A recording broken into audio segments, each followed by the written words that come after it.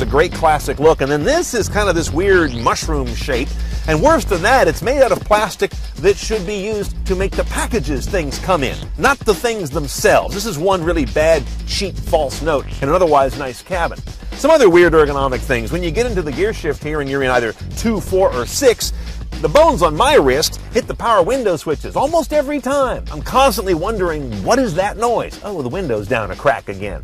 And if you want to open the little door to put gas in it, it'd be nice if it was somewhere where I'm looking forward. But no, I've got to do a 180, open up the smuggler's box, and pull that thing. That's almost like they don't like me.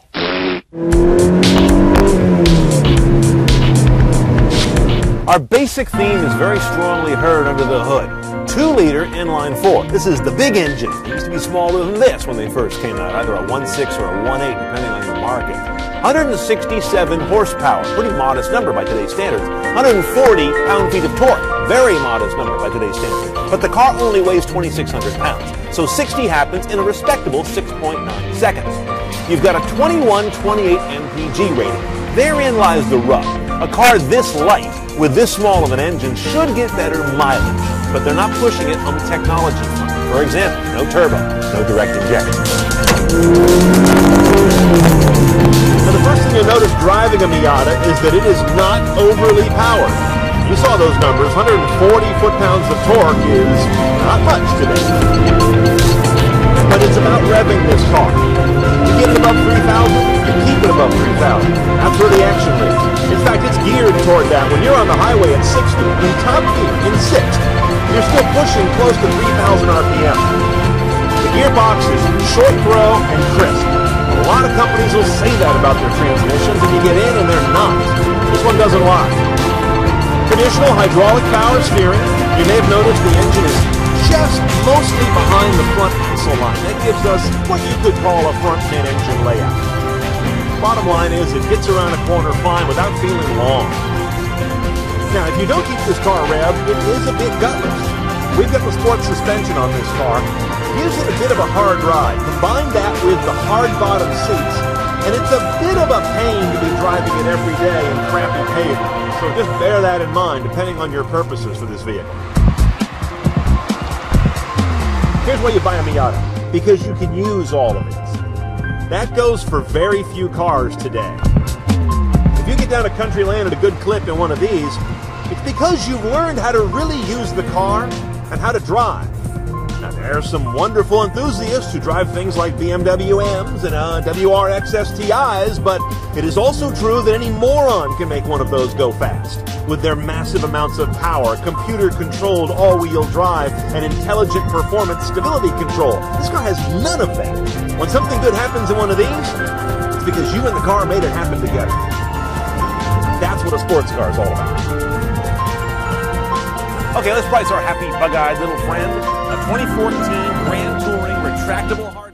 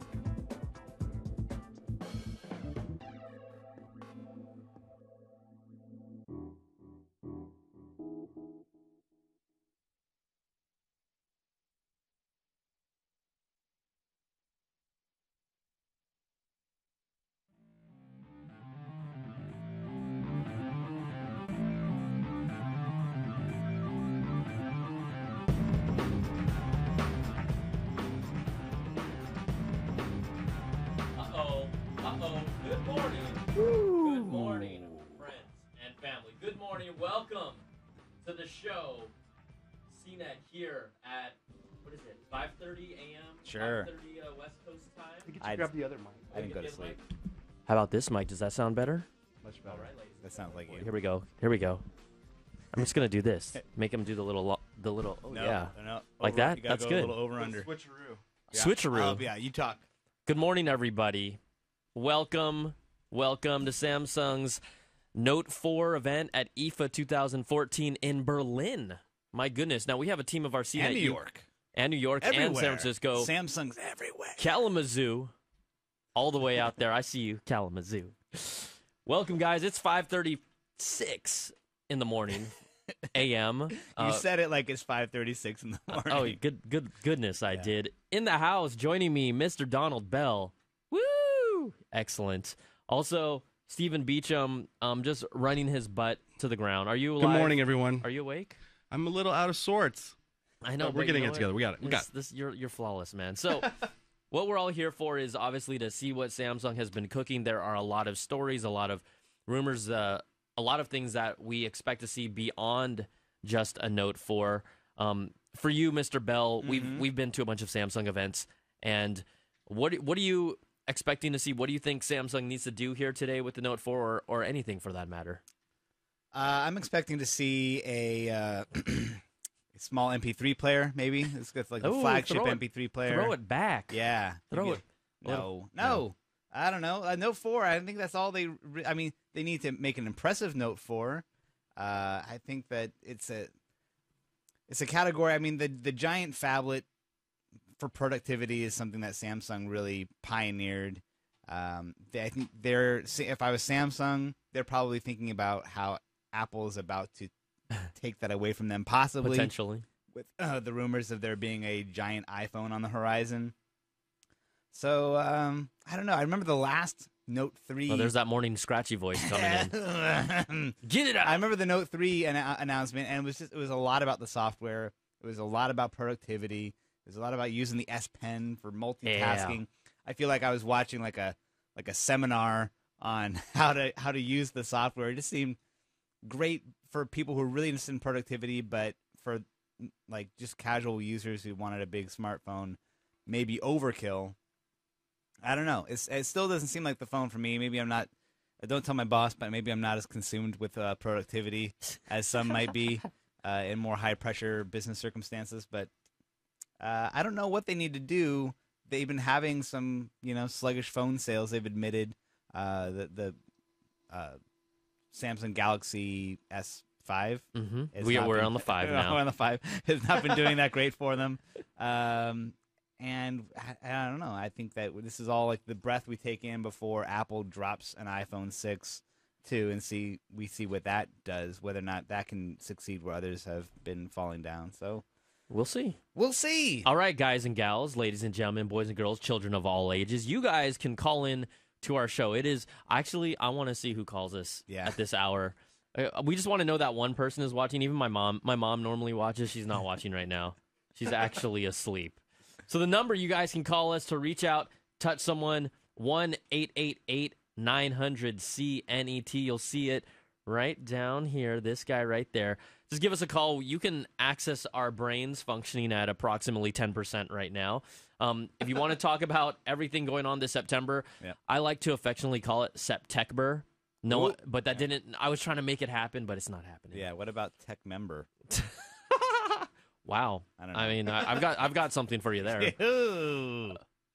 Mom's not watching. So you guys can call us on the phone lines if you want to talk about not only what is going on here with Samsung, but let's talk about there's going to be a lot of news announced here at IFA.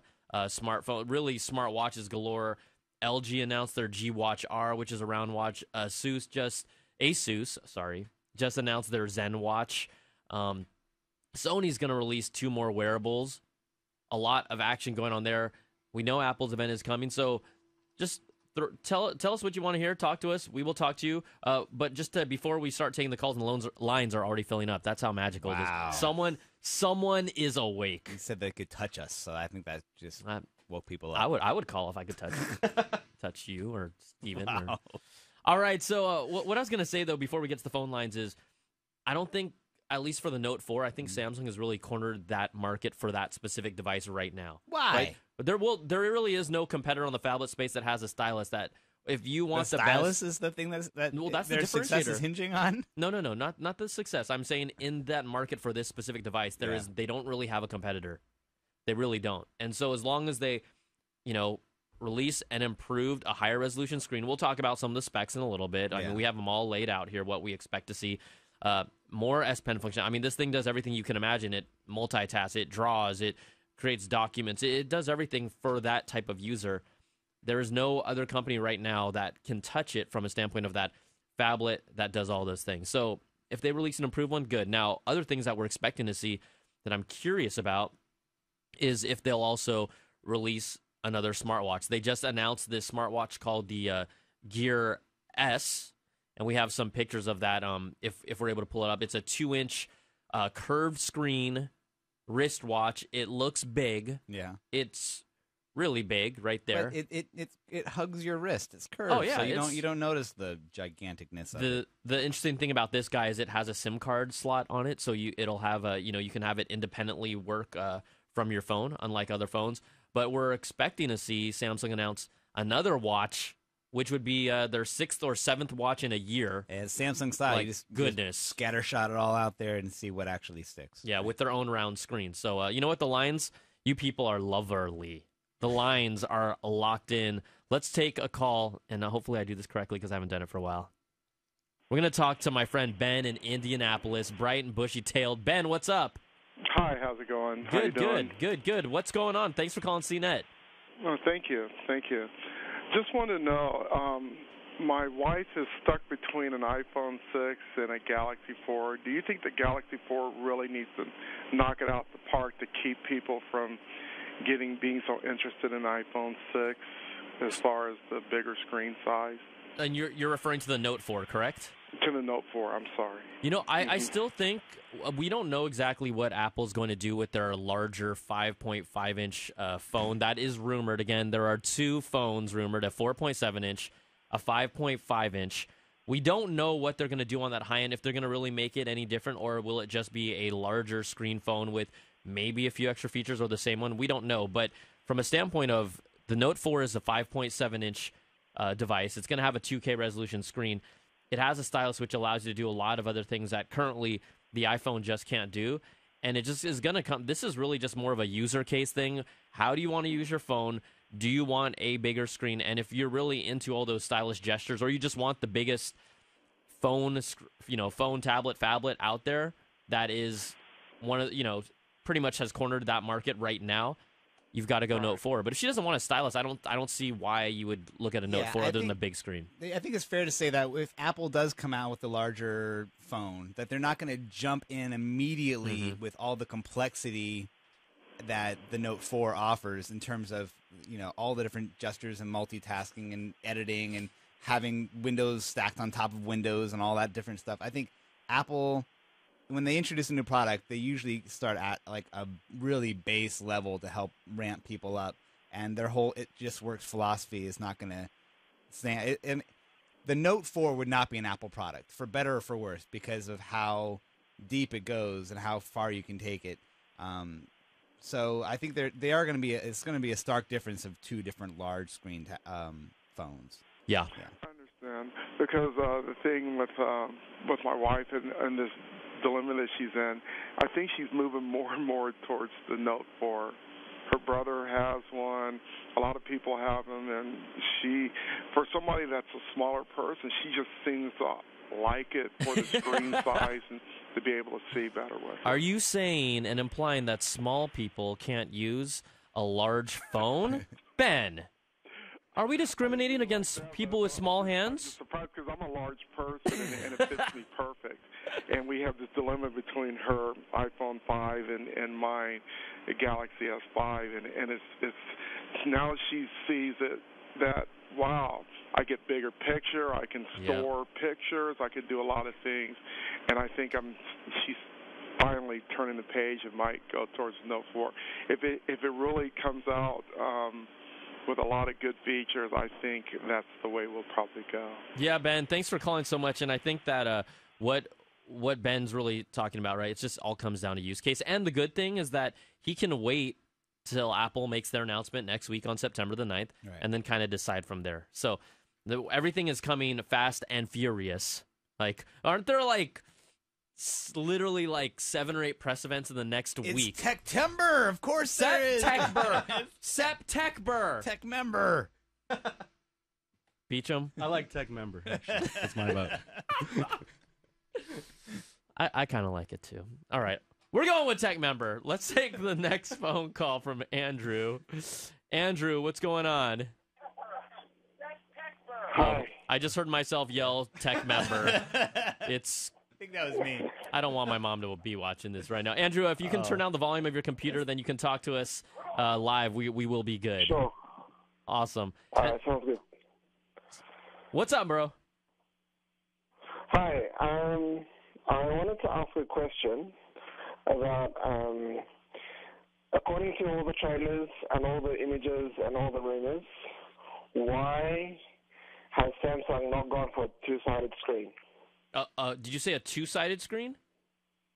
Yes, a two-sided screen. Because in the last trailer, in the last video that I watched on YouTube, they had the U, which had the normal side screen and then a side that's removed the bevel and it's just added another screen.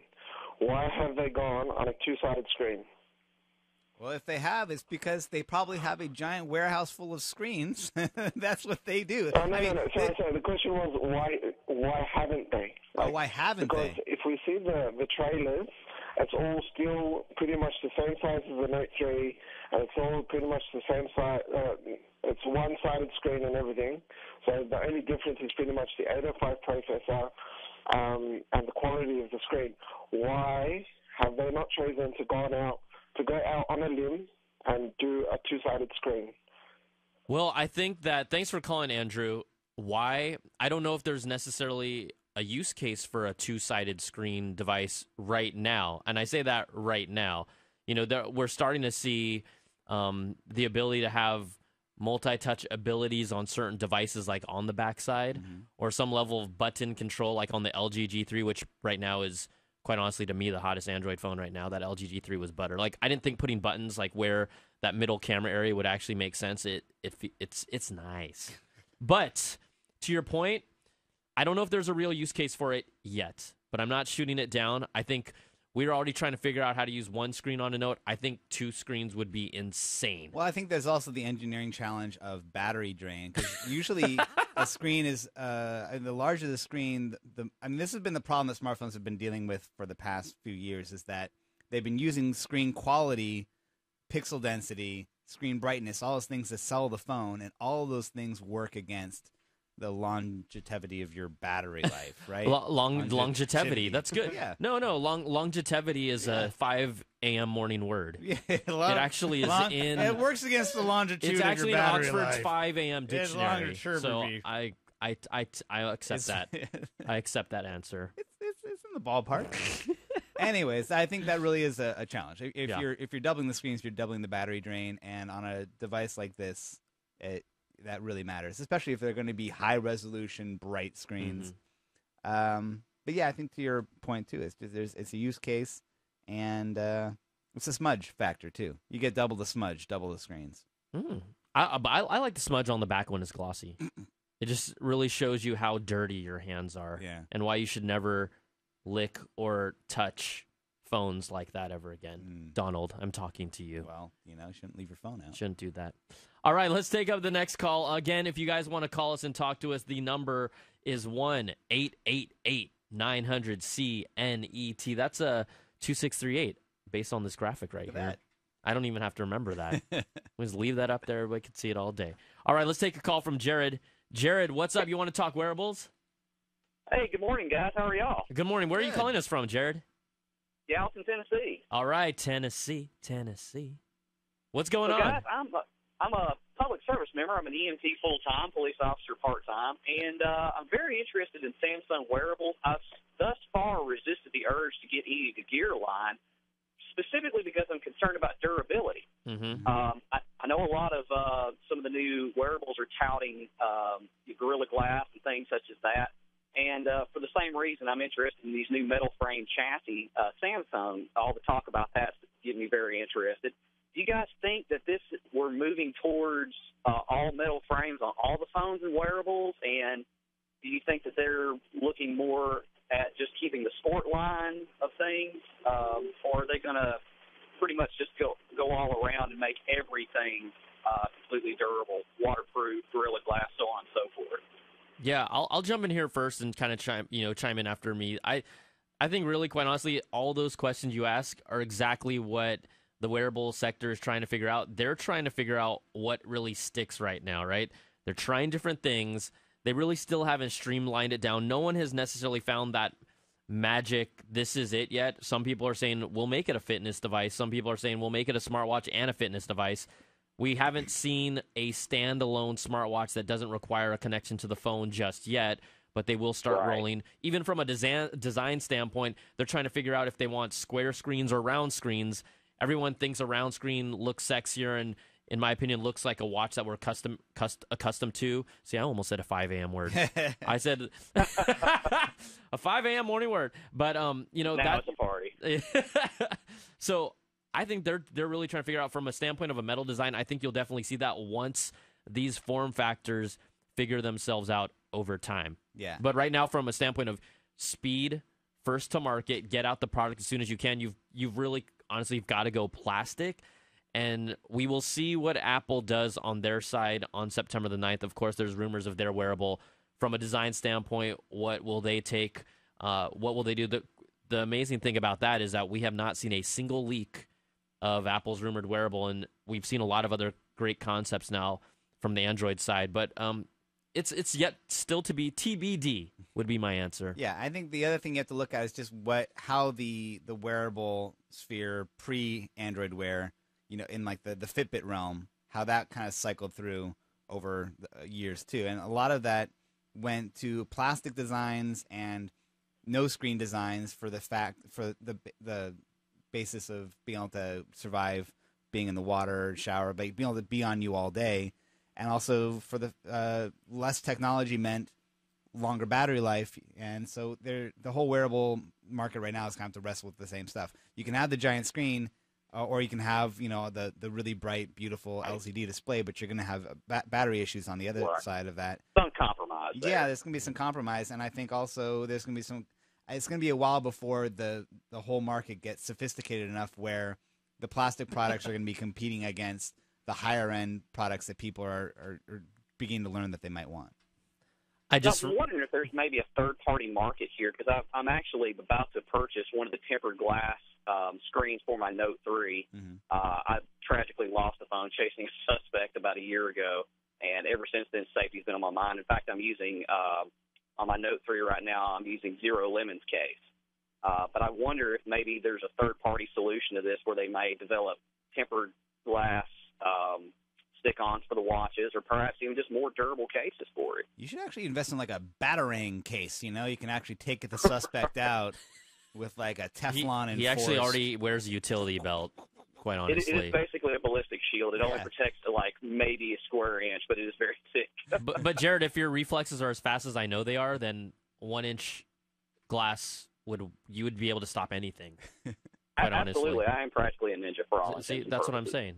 Honorary ninja, real ninja. Yeah. Pretty legit, Jared. So, you know what? Thanks so much for calling and having fun with us, Jared. But, I think this space really is still trying to figure itself out. And from an accessory standpoint, I think there's a huge opportunity because my whole thing is that I want my watch to, even just from a aesthetic standpoint, look different.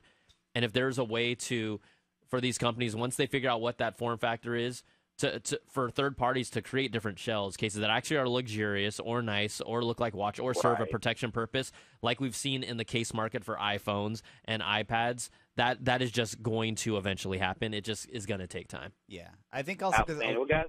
Yeah. All right. Go ahead. I'm so sorry. That's right. Go ahead, Jim. I was just going to say, I actually lost my train of thought. I have no idea. I was going to say that until people figure out what the combination is that people are going to actually buy, a lot of the complaints we have about these wearables is the price, It's, until people feel... I think the first wearable that's going to hit is going to be one that people feel like they can afford, and then it's going to evolve from there with better quality. Unless it's an Apple wearable, because quite honestly, people are going to buy that.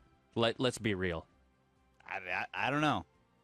You're talking like I remember reviewing like the Apple iPod Shuffle that was just that blank bit of steel. Was it like $99 or something, or $129 when it came out? I forget. It was It was overpriced, and just explaining how you operated it with the headphone cable. Yeah, it was impossible. Yeah. And they've made expensive, impossible products before. And I have bought it.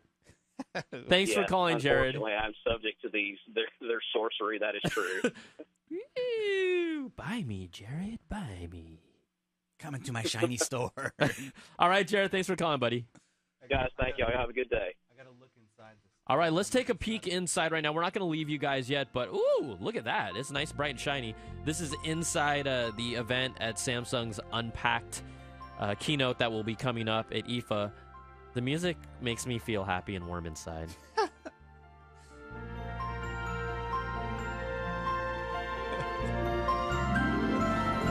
Welcome to the morning show. Did you hear that crescendo just happen like perfectly? It was so beautiful. I feel like I just saved the princess on Mario Brothers. I'm going to mix a little video here. Some animated hearts flying out of Brian Tong's hair. All right, we're gonna take your calls seriously. We love you guys. We're gonna stop goofing around. This is the no fun room. I'm waiting for the Novocaine to at kick in. 6 a.m. Again, just to let you know, the keynote is expected to start in about 3 minutes. So if we do have to kill the phone lines, we will be on after the show to wrap it up. But let's take another call. My man Kenneth from the ATL has been waiting patiently. Hotlanta, what's up, Kenneth? Hey, I'm doing good. How are you? Good, good. What would you like to talk about this morning? Yeah, no, it's interesting because particularly since the event is about to start, even though that I'm definitely an Apple person, but I am I'm looking forward to seeing what is going to be what Samsung is going to release today.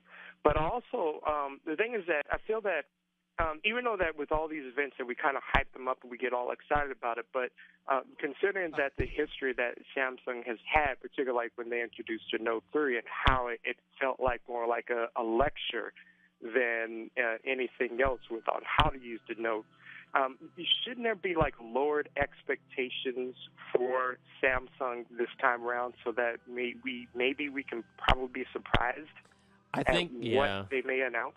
You know, Kenneth, I think that it's nice to think that, or, you know, to hope that maybe they set our expectations lower. But I think a lot of these companies, they want you to be excited before the event. They wish probably that their devices weren't leaked, but they can't control that. I think more than anything, when we go into 95% of these keynotes, we know exactly, not exactly, but for the most part, we know most of what we're going to get. So our excitement is tempered. And I think if they could keep everything secret, they would, but they can't, and that's just the way it is these days. Yeah, I think there's two things too. One is the reason we're all here and we're excited about technology is because I love you. We've all had those it's moments. Because I love working with Brian you. Brian Tong loves me and it being TEP member, and the romance is in the air. But no, what I'm trying to say is we've all had moments where we've been really surprised and jumping out of our seat about something that's really cool, that something that's been introduced and it's made us go crazy, and like that's what makes us love this stuff. But the other thing is Samsung really needs to blow us away precisely because they've disappointed us a little bit, and they've had some disappointing sales, and that's being reflected in their bottom line. And we're heading right into the iPhone 6, unveiling next week, and they need to be able to at least be able to be in that same spotlight and not have failed to get us excited about their competing products. So they are in a position to try to excite us now more than ever for this. I can't say that they really. I'm really excited right now. Awesome, amazing band playing. If it's just a weird prog rock band that plays through a Note 4, the guy was using a Note 4, right? Yeah, like he was jamming. Glorified kind of weird. Phone. Yeah, Kenneth, get excited for that, baby. Yeah, that's what it's all about. Yeah. Anyways, we need to get excited. I think it'd be great if Samsung could rise to the challenge of going past our expectations. But yeah, thanks for calling, Kenneth. We appreciate it, buddy. All right, thank you. All right, have a good morning. I'm going to save some of my thoughts for the upcoming Apple event, because there's certain things that, in regards to that whole expectation and fun stuff, but I'm going to keep on taking calls. Oh, you know what? Yeah. As my brain just jumps around in 10 different places, we also want to just mention, because we might get cut off when the keynote starts, a few things we also might see here is a Samsung VR headset. Now, we have like a picture of it, and it's at Google's event, they had kind of that cardboard a goggle setup. Toss your phone in here and make it work, yeah. But there's a picture that leaked out on the internet that shows this VR headset. I believe it is scooped from The Verge here, and look, that is it actually shows a VR headset. It looks like an S5 in the right-hand corner and some sort of controller on the left-hand corner. And if you look on top of those goggles, there's actually a dial, which could potentially be for a focal point. So there are rumblings that we might also see them dip into here. I'm not exactly sure how long the keynote is going to be. You know, roughly, is it an hour and a half? Or if they jump to 2, we're going to probably see a lot of things. We're going to see, again, a great symphony. Yeah. Which... Little side note here: every one of these cellos get it, side note? Side note: every one of these cellos and violins has a Galaxy S4 inside them. Are you serious? No, I don't know. Shut up. Why are they using That's what sheet they have to do with them. music? They should be using Galaxy stuff. Yeah, Are they should be using sheet music? tabs. Oh, yeah, you're right. They should be using tablets and everything. Crazy. So, yeah, we're expecting to see that. And also, recently, you can just leave that on, Beecham. Also, recently, the Galaxy Alpha, which was Samsung's first phone with a metal frame, they announced that, and it looks like, you know, one of their initiatives, because it was so well received, although it was a middle-tier phone, is that whole idea of a metal design kind of tells all those people that were complaining about the fact that they don't have metal on their phone to shove it, just hush hush. So this is a peek at the Samsung Galaxy Alpha and kind of what they're calling their A series phone. And I think that as we see things evolve, if they start packing that with the latest specs, that might be their de facto kind of phone that looks like a lot of other phones, but it's still their phone. Yeah. Well, I think that gets to the previous point, too, as far as expectation goes. We are going to see a phone today. Yeah. You know, there's only so much you can do with the phone to keep people excited. Also, we'll just list down. Okay, it looks like they are going to start here, so let's just take the keynote. We will be back after everyone on the phone lines. We will talk to you soon. You can stay on the line or just call us back. And here we go. Samsung's Unpacked event at IFA 2014.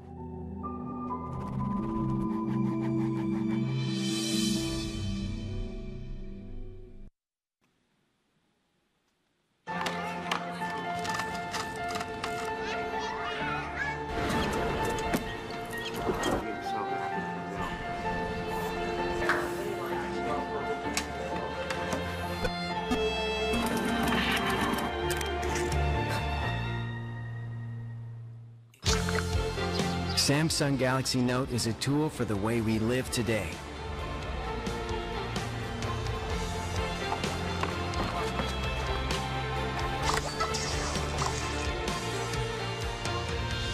Noting your days for your future. Making it more fun and exciting.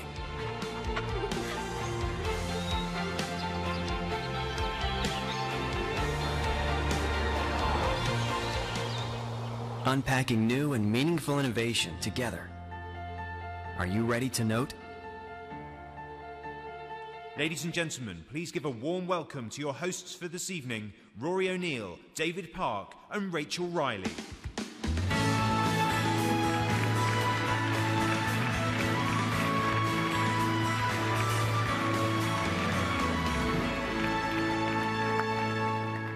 Good afternoon, ladies and gentlemen. Welcome to the iconic Tempodrome. I'm Rory O'Neill. And I'm David Park, and it's our pleasure to introduce you to the exciting new portfolio of Samsung innovations. And I'm Rachel Riley, TV presenter and lover of great technology. Before we get going, I want to thank our talented musicians, Band of Wisdom and Grand Art Ensemble. Bravo. And more importantly, thank you for all being here today. We really do appreciate your spending the time. And we'd also like to say a big hello to our 2 simultaneous broadcasts happening in Beijing and New York. And of course, to everybody that's watching online. Yeah, big hello. Now, it's time to unpack the new products from Samsung. Welcome to Samsung Unpacked 2014, Episode 2, Berlin.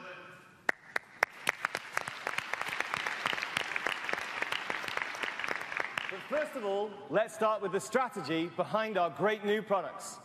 To do the honors, please welcome President, Head of Sales and Marketing, IT and Mobile Communications Division, Samsung Electronics, Mr. DJ Lee.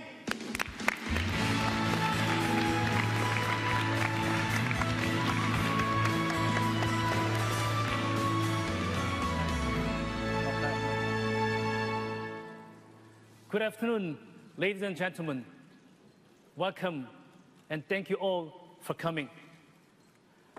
I'm very happy to be here at IFA, and I sincerely appreciate that you could join us today.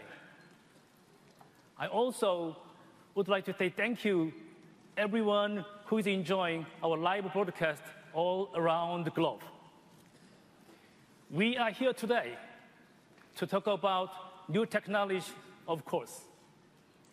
However, this gathering is not just about exciting new products only. We also wanted to share our dreams, some interesting new ideas, and our excitement for the future. The smartphone industry has been driven by technology innovation. Better quality screen, more powerful processor, and higher resolution camera, more and better features. This quest has accelerated the growth of our industry. With the addition of a service and the contents, this innovation have opened limitless new possibility in our life.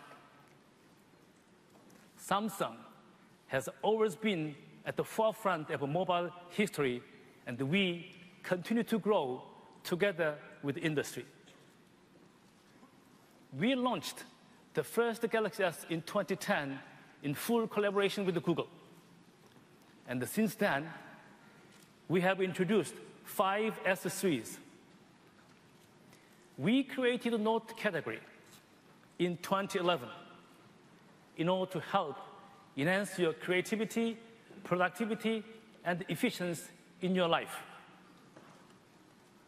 We pioneered the exciting new concept of smart wearable devices starting 2013, exploring new opportunity and building momentum. We aim to be the most active and the dynamic player in the industry. Our industry is now at a very important moment. Possibly the most revolutionary and the radical changes we have never seen are happening right now. Our industry is about to jump to next dimension. The smartphone is not smartphone anymore. It will be your wallet and the gateway to financial security. It will be your personal television, delivering immersive entertainment and information experience everywhere. And it becomes your computer for work, creating new freedom by allowing your productivity to move together with you. And it is your health coach, helping you perform at your best. In the Internet of Things era, the smartphone will be hub of human interaction, and it will go beyond our imagination. New innovation will create more benefit for more people around the world. Smartphone is becoming most advanced tools that will fully integrate into our lives. Despite all the change, one thing remains constant. We at the Samsung continue to make sincere effort to bring forward new products and services that will improve people's life. At the Samsung, we have always focused accelerating the speed of innovation. I can promise you that we will never slow down. Thank you. We want to be a trigger for new mobile culture. The new mobile culture that advances human potential and enhance what we value most in life. When we're talking about bringing fresh inspiration in the industry, I cannot miss this opportunity to talk about Galaxy Note. We create this category. The original Note large screen and the iconic S Pen launched new standard in smartphone culture. With that progress in mind, ladies and gentlemen, let me introduce the next Galaxy Note.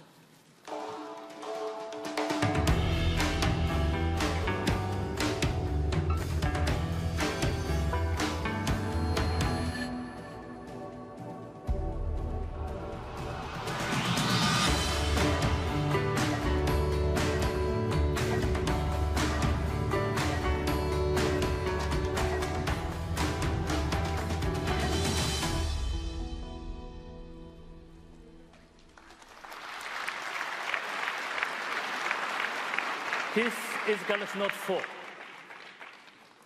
This is Galaxy Note 4.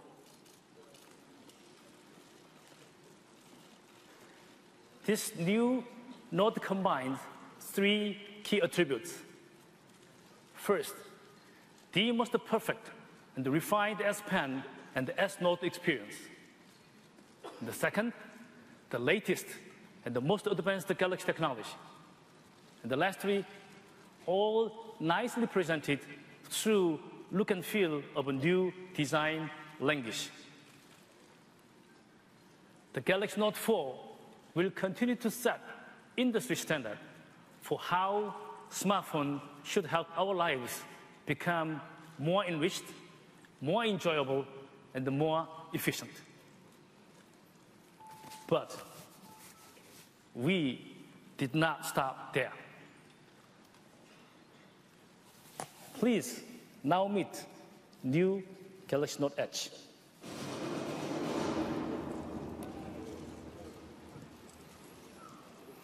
This is Galaxy Note Edge. This is Galaxy Note Edge. Ladies and gentlemen, this is Galaxy Note Edge. This Galaxy Note Edge is the first smartphone to use one-of-a-kind Edge screen. This unique curved screen maximizes Note experience with the Samsung innovative display technology. It will lead our smartphone experience to a whole new level. I am very confident that we have reached new level of Note culture with the new Note 4 and the Note Edge. In terms of wearables, we have already announced the newest mobile technology that will further change our lifestyle. This is all new Samsung Gear S.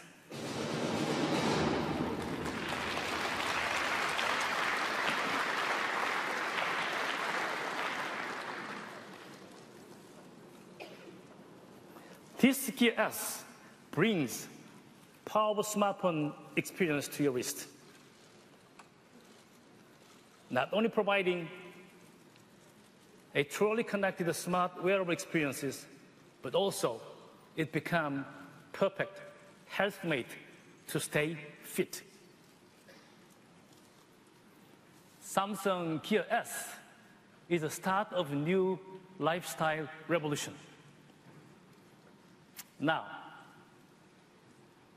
I would like to talk about totally new form factor of wearables. Can you guess? Can you imagine what it is?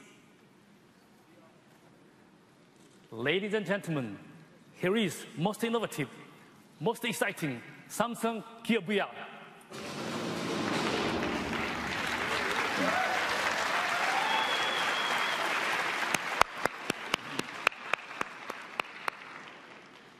Samsung Gear VR, together with Galaxy Note 4, offers the next generation of a viewing experience.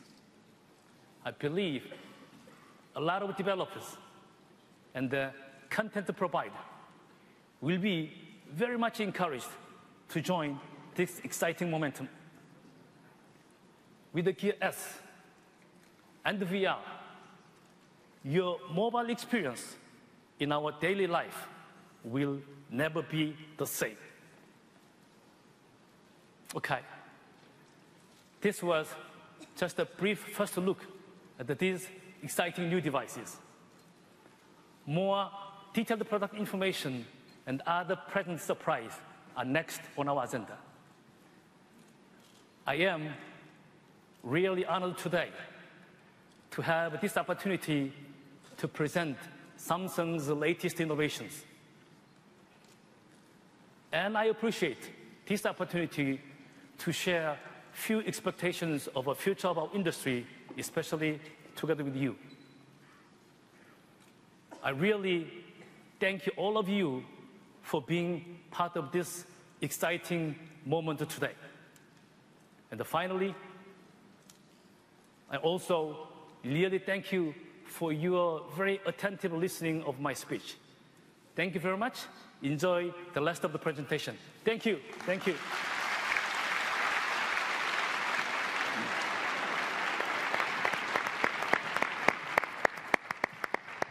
Well, thank you, DJ. As you just heard, you are what the advanced technology from Samsung is all about. Your desire for the next big thing, plus our commitment for trying something new, creates a culture which meaningful innovation and original products can grow. We started the large screen smartphone movement, and we continue to lead in this area. Our mobile multitasking experience is part of our daily lives, and it will continue to grow in importance. Finally, our original S Pen. It bridges the world of analog writing to digital expression. And all this defines the Note culture. And now, we're adding the fastest network connectivity there is. LTE Category 6 on the Galaxy Note 4. And Note 4's outstanding performance takes full advantage of Google's latest operating system. And we're very proud of our long-term partnership with Google and what that means for you. Okay, let's give the people what they want. Straight down to the tech, and we're going to kick off with a flagship device that's already received a lot of attention from media and consumers. Now, does bigger mean better is a debate that's raged on for years, but the fact is that extra-large screens have proved popular with millions of people around the world, and I'm personally still not sure whether large phone or small tablet is the best description, but just as the Liger doesn't ask whether it's more lion or tiger, either way, it's great to look at, and it's an extremely powerful beast. It's a great analogy, I think, Rachel. But let's take you through the headline capabilities of the Galaxy Note 4. Design, large screen and multitasking, S Pen, and camera. Okay, then, well, starting with design. This is an increasingly important part of technology, and especially mobile technology, because it's such a personal statement choosing your mobile. So let's see how the Note 4 stacks up, Rory. I mean, straight away, as we saw on the screen, and I can see here, you can see the design continuity from the Note 3. But can you tell us how the design has evolved since then? Well, sure. The first thing to look at is a sophisticated update on the Galaxy Note 3.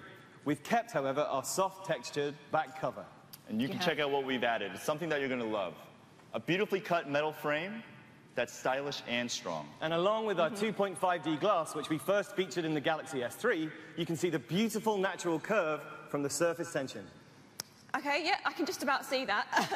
But let's be honest, you've used 2.5D glass before, so what difference are us as consumers going to notice? Well, actually, we've enhanced the strength of the glass, resulting in this elegant curved display with remarkable durability. You know, that's good news for me, actually, because I'm ridiculously clumsy. I've even run over one of my phones with my car before.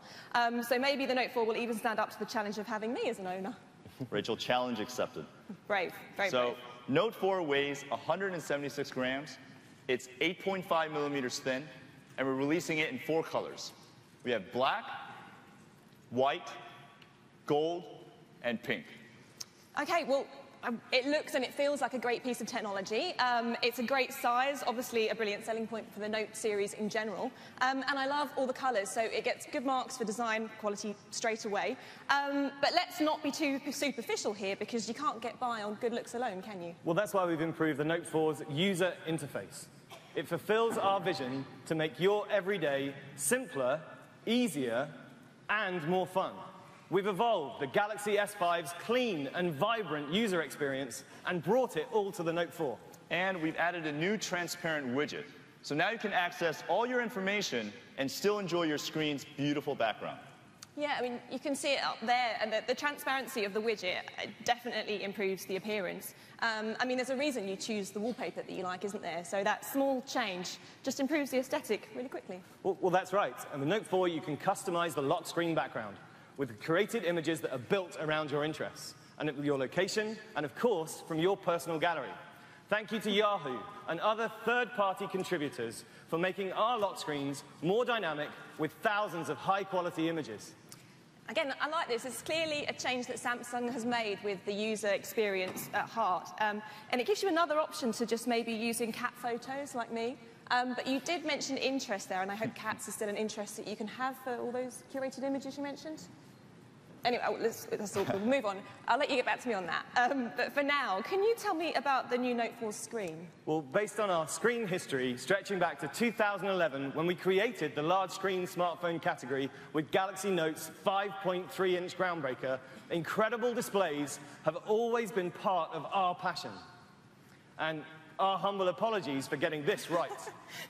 And Note 4 continues to lead the category with the beautiful 5.7-inch Quad HD Super AMOLED screen, meaning you get sharper, brighter, and more legible image. So whether you're noting, browsing, reading, watching videos, or looking at photos, even under less than ideal light conditions, you'll still get a great viewing experience. Yeah, I mean, it really does provide a sharp image just flicking through the pictures here. It's brilliant, you can't deny it. But there are already smartphones on the market with Quad HD, aren't there? Well, Note 4 has Quad HD Super AMOLED, which means it gives you much more access to the available color space. We've advanced its design screen technology that we introduced in the Galaxy Tab S only just a few months ago, and even though it's a little smaller, it still has the same Super AMOLED display capabilities. So what you're saying is it's more compact, but it's just as powerful. That's a great way to put it. In fact, Super AMOLED is so much better, it's really not fair to compare. But the best way to understand is for you to see it for yourself. Okay, well, I think we'll keep fairness at the heart for today. So I appreciate much of what you're saying really requires a head-to-head analysis. But getting back to the real world for a minute, how is a real-life person going to notice the difference day to day? Give me an example. Well, here's a great example. Multitasking. We know that people use the recent key to move between applications when they could work faster and easier if they could also use multi-window. But many users told us that they found it hard to find multi-window. So we concentrated the functions of multi-window inside the recent key, making it easier to locate and easier to use. There's so much more you can do in your daily life with Note 4's enhanced multi-window function. Take a look. This reporter, he's using his Note 4 to grab some research material and uses multi-window to prepare for an interview.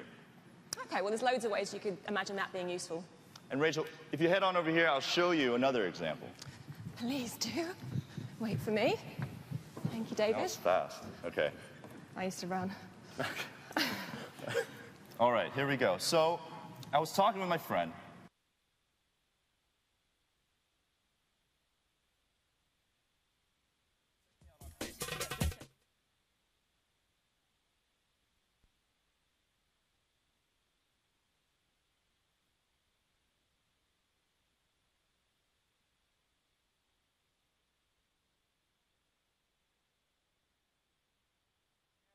See what she's talking about at the same time. And if I want to take a closer look at Facebook, I just minimize Hangouts. And you get the little icon at the top there? That's right. I can just move it around. Google Hangouts. I can check out her Okay. photos more clearly. Tina, I haven't talked to her in a while. And she says, hey, I've been traveling. Check me out on Facebook. Yeah, just checking. Nothing incriminating on there. It's a good start. Nope. So what I can do quickly is I just swipe, and it minimizes, and I can open up Facebook to check out what she's talking about. And just to make it clear, Sometimes Facebook at work. I won't tell anyone. It's okay. We all do. But I can open it back up, and it's at pop out again. Well, David, I mean, you made that look really easy. And one thing I noticed, you didn't use your fingers at all. It was all about the S Pen there. That's true. And I could have used my finger, but for certain tasks, the S Pen is quicker and it's more precise. Okay, well, the S Pen, it's been around for a few years now, but can you tell me, I mean, why is it better than just using my finger? Because, I mean, there's the phrase at your fingertips, and that exists for a reason, doesn't it? Well, okay, this is a big question for our category. Samsung believes that the smartphone, to be truly smart, it must have multiple ways of input. For many things that you do on your smartphone, the pen is mightier than the finger or the thumbs. You may think you know this, but the next evolution of S Pen is capable of so much more. It's the key to unlocking the full potential of the Note 4. And from the moment you take it out, you're taking the first step in unleashing that potential for yourself. And it does it in a number of original ways. S Pen has always differentiated our large screen devices from all others on the market. So we spent a lot of time improving the handwriting ability, giving S Pen much more of the sensation of writing with a real pen. You know, that sounds great, because one thing that I hear all the time is that people want the convenience of the digital, but the feeling of analog still. But that's what we've also identified. So we've doubled the pressure sensitivity from Note 3, and with this enhanced sensitivity, her highest in the industry, on-screen noting now feels almost exactly like writing. You can note at an angle, you can spin it ever so slightly, and you still get a precise response. You can note quickly, just like a real pen. And we've added two beautiful noting options, calligraphy and fountain pen. Okay, so that kind of feature will be good for signing digital signatures, maybe, or perhaps digital autographs. I don't know whether I can ask you to for yours later. Later, Rachel, later. Okay, well, you promised. We've also added a very powerful feature called Smart Select. It allows you to capture several pieces of content in a row. For example, a series of images from websites or different text messages from your favorite blogs. And you can take all of those that you've selected and save and share them with your friends via email or a text message. Now, let's see how David uses Smart Select in his demo. All right, back to me. So it's actually my sister's birthday today. Is it really? Yes. And Happy birthday to your sister. I'm using this stage to do that, so that's a personal thing. But I'm thinking of sending her on a trip to Paris. Nice guy. Can I be your sister? Okay. That's very generous. Lovely. Cool. Done. Okay, let's plan this trip. So what I'm going to do, I'm going to look in TripAdvisor, okay? And I want to send her some information. So what I do is I open up Air Command, and I click on Smart Select. And I can actually choose images that I want to store. Very nice. That hotel looks promising. And then let's get another one here. Bit of a cheaper option. Yeah, and I can actually scroll and then find another one right here. Okay, so it gathers all the pictures together. Exactly. So, but a part of that is I can actually go and add some other stuff from a different source. So I want to inspire her and send a picture of Paris right Lovely. there. Iconic. Okay, and of course... It's unimaginative, I have to say. Yes. And I have to, it wouldn't be a message without a happy birthday message. Well, you're a lovely brother. And all those images are just shoved together. Yes, together, right here. I click back onto this Smart Select grouping here, and I see everything I gathered. And I can actually edit things. I can remove things right here, like that. Very easy, very intuitive. Yep. And then what I can do is I can send it in an email very easily. Open up a new email. All I do is just drag and drop. Nice. And Oh, share. it's lovely. There you go. And it's done. It's as simple as that. It's done, and you send it right away. And also, there's this. Yeah. Thank you. But S Pen can move beyond just being a pen and do some of the same things that you're used to and used to be able to doing with a mouse. So as the florist is doing, you can select several images at once by clicking and dragging, just like a mouse. And you can share them right away. I'm going to peer over so I can have those. For sure. So what we've been used to is you just click each photo that you want, right? Everyone knows that. But now you just click the button, just click and drag, and just select it Very simple. Well, very simple indeed, and there's something lovely and familiar about it, just the same way as you do it on a laptop. Exactly. I like, very useful. You can also do it with text, so if I say we're at a website, I can just click, I drag, and I can click and drag again. So you can copy multiple spots at once. Lovely. Nice feature. Yeah, definitely. And you're going to love how S Note uses our advanced S Pen to the fullest. We've added an S Note widget, so you can access Note in 4 really quick ways. You can write a note, snap a note, type a note, or speak a note. So whenever and wherever you have an idea, you'll never miss the chance to make a note of it. And we found a way to write without actually having to write. For when you need to copy something very quickly, perhaps, like from a whiteboard in a meeting. You could use SnapNote to capture the image and then edit it. I see. So just, I mean, that gives me images. If I'd have had that at uni, it would have been amazing. It would have taken away so much of the pain of lectures. If I'd have gone to lectures, I'd have used that all the time, definitely. But maybe now I'm a bit older, I might use it for my recipe book, take a picture and add my own notes. So maybe more chocolate next time, usually for me. Probably not if I'm making lasagna. I'm digressing. You're right. Carry on. Yeah, not the lasagna, hopefully. But SnapNote, it's a great feature, and we made it really simple. All you do is press the SnapNote button on the S Note widget and use the camera to take a picture of the info you need.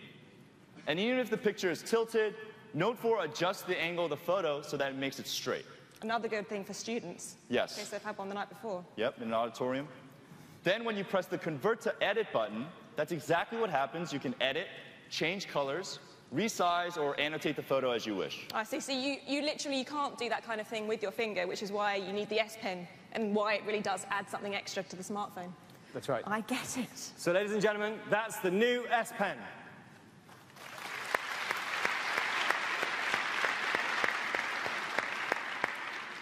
Now let's move on to our 4th category, the camera. Yeah, well, taking photos is such an important feature on a smartphone now. I've caught myself calling my phone my camera on so many occasions. But this really is a competitive area of the smartphone market, and quite frankly, it's not all about the stats, is it? Well, you're absolutely right, which is why with Note 4, we're going beyond the numbers and focusing on ease of use and real quality photographs. That's why we've made Note 4 with superb cameras, front and back. Note 4 has a 16-megapixel back camera with smart OAS, that's optical image stabilization, and 3.7 megapixel front-facing camera with an f1.9 lens.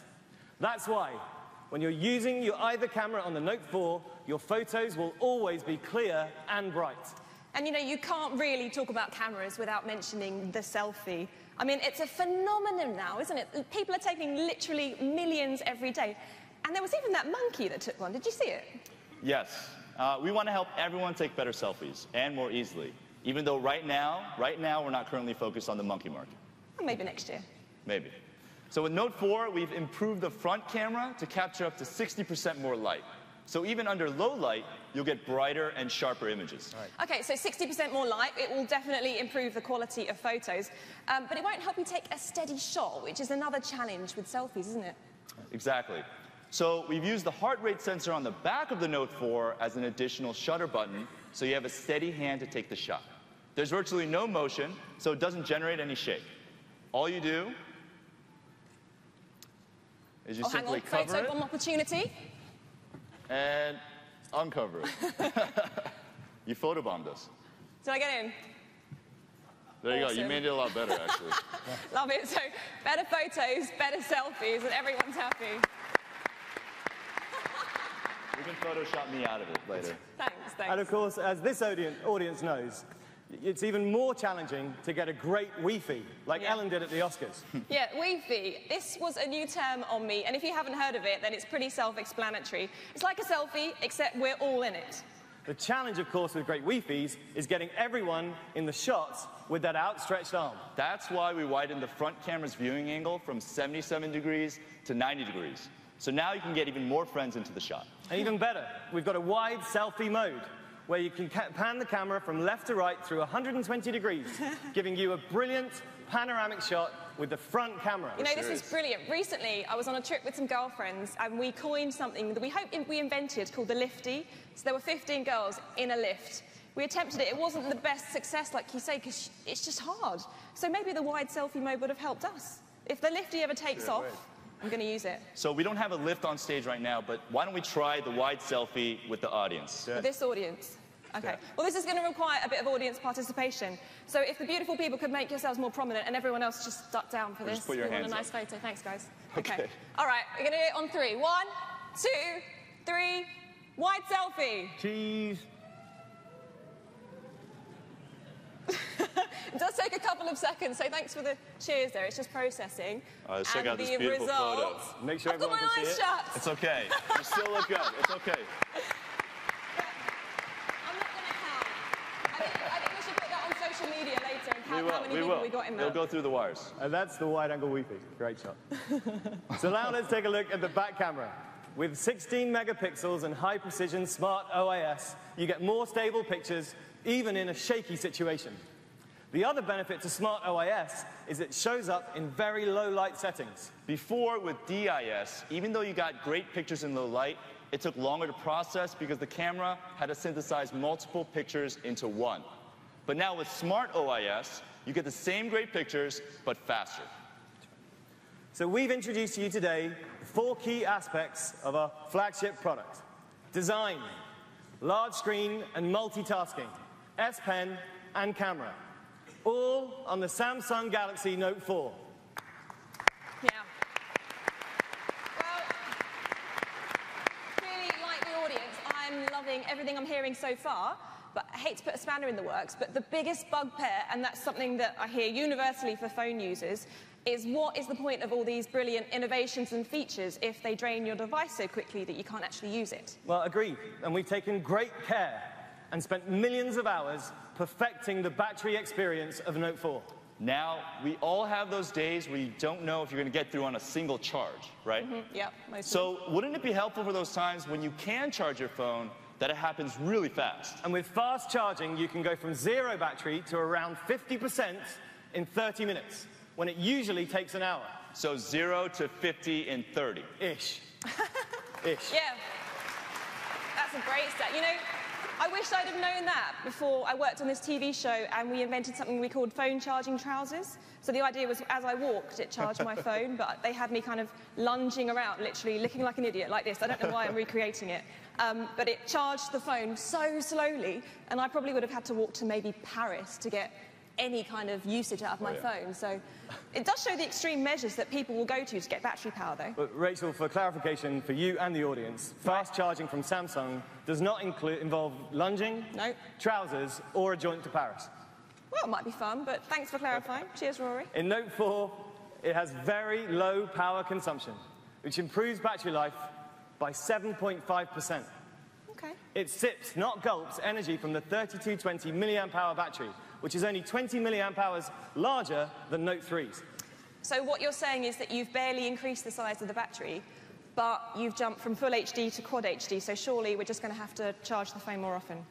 So you might think that, Rachel, but because we made every component of Note 4 even more efficient, battery life has actually improved. And it's an impressive advance in technology, and we're very, very proud of it. People will be glad to hear that. Yeah, exactly. And ultra power saving mode, which was such a hit on the Galaxy S5, is also now on the Note 4. The battery capabilities of Note 4 are the first steps that Samsung is taking to address the power issues on our mobile devices. Okay, well, we've seen a lot of features that involve the visual, but what about the phone and the audio side of things? Because it's easy to forget that the Note 4 is still a phone, after all. Absolutely, and it's a great phone. We've enhanced the voice recorder on Note 4 with a couple of interesting features. As you can see here, actors are sitting around a table rehearsing their lines. The Note 4 is tracking them. Okay, well, it's intrigued me, but I don't feel fully filled in. So what's the tech here? Well, Note 4 has 3 new microphones to enhance the voice recorder. In meeting mode, the new feature you saw in the video, you can record sound from up to 8 distinct directions, and then selectively replay the recording by direction. Interview mode is directional recording with ambient noise suppression, ideal for journalists because it's perfect for recording two people in a noisy environment and then playing back one voice very clearly. And Note 4's improved noise cancellation helps when you're talking on the phone, especially when you're on speakerphone. We've introduced new content and accessories that allow people to customize their phones and make them more personal. We have a great lineup of accessories, including 4 covers. We have the S-View cover, the Flip wallet, the S-View wallet, and LED cover, which come in a variety of colors and 2 very stylish designs.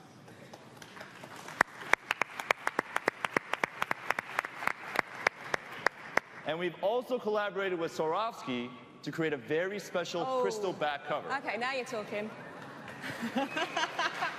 What do you think, Rachel? Well, They I mean, like as it. you heard, a lot of range, very popular, but I hate to be a stereotypical girl, but I like the sparkly one. Me too. All right, you guys, I like it too. It sounds like everyone likes the sparkly one. It's the biggest buzz so far. Like mine. Now, because S Pen is such a big part of Note 4, it makes sense that one of our newest collaborations is with a company whose name is synonymous with the finest of writing experiences. We'd now like to introduce to the stage a new Samsung partner. Please give a warm welcome to the Chief Marketing Officer of Montblanc, Jens Henning Koch.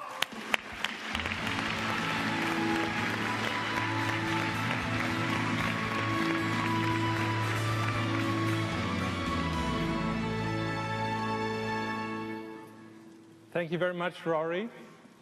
It's great to be here.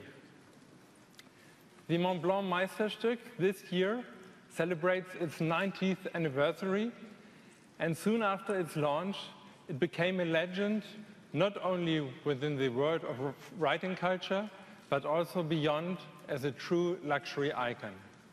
With its unique blend of exclusivity, functionality, and refinement in mind, this event reveals a perfect match we are very excited about.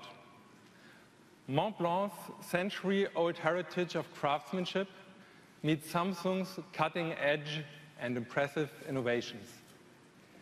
Today, we are very proud to introduce fine writing to the digital world by presenting Montblanc's first screenwriters, the classic Pix and the contemporary e-Starwalker.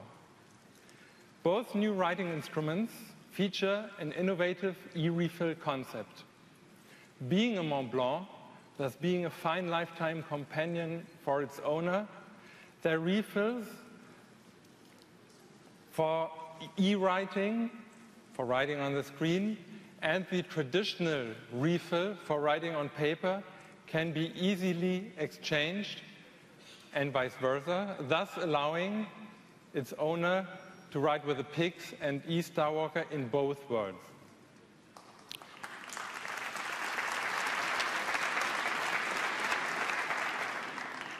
To carry the digital writing experience even further, we in addition launch an advanced flip cover for the Galaxy Note 4. With the cover, you will be able to experience the very best leather finishings, be it the ultra-resistant Extreme or the refined soft grain leather. A special chip connects the Gallery Note 4 and further enhances the writing experience with unique Montblanc contents. For example, you can select between 6 virtual Montblanc fountain pen nibs, allowing you to create and share extremely refined and personal content and notes.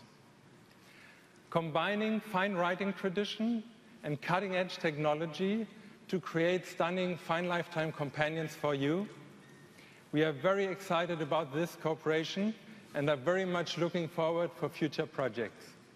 Thank you. Thank you.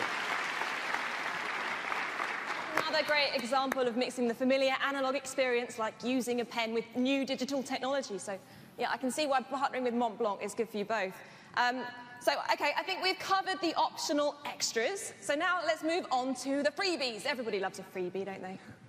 Well, Samsung Galaxy Gifts offers Note 4 users free rewards from top content and services brands to make the Note 4 experience more enjoyable and more productive. We have a great partnership with Dropbox, which will give users 50 gigabytes of cloud storage for 2 years. We also want to give a big thank you to OnLive, Magisto, Parallels, and to all of our Galaxy Gifts partners. And those greatest innovations are those that revolutionize the everyday. And with Note 4, we're enabling new ways of working, playing, and interacting with the things you love. We're very proud of the innovation that we've brought to the Galaxy Note 4, and we're confident that when you see it, you'll really love it. So in addition to the fabulous design, Note 4's key capabilities: Quad HD Super AMOLED,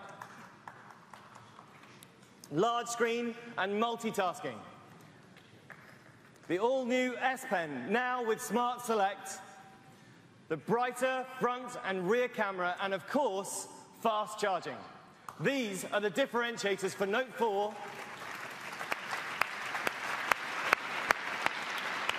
That will be available in October.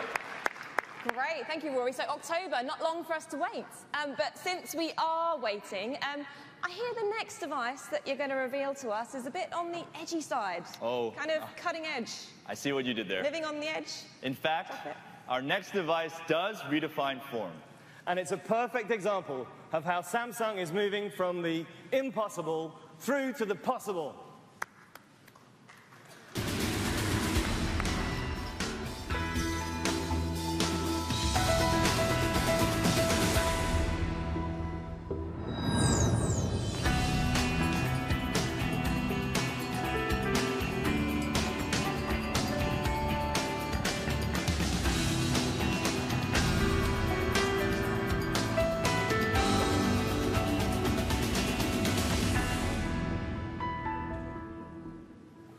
Today, as you heard from DJ, we're introducing a special edition of Note 4 called the Galaxy Note Edge.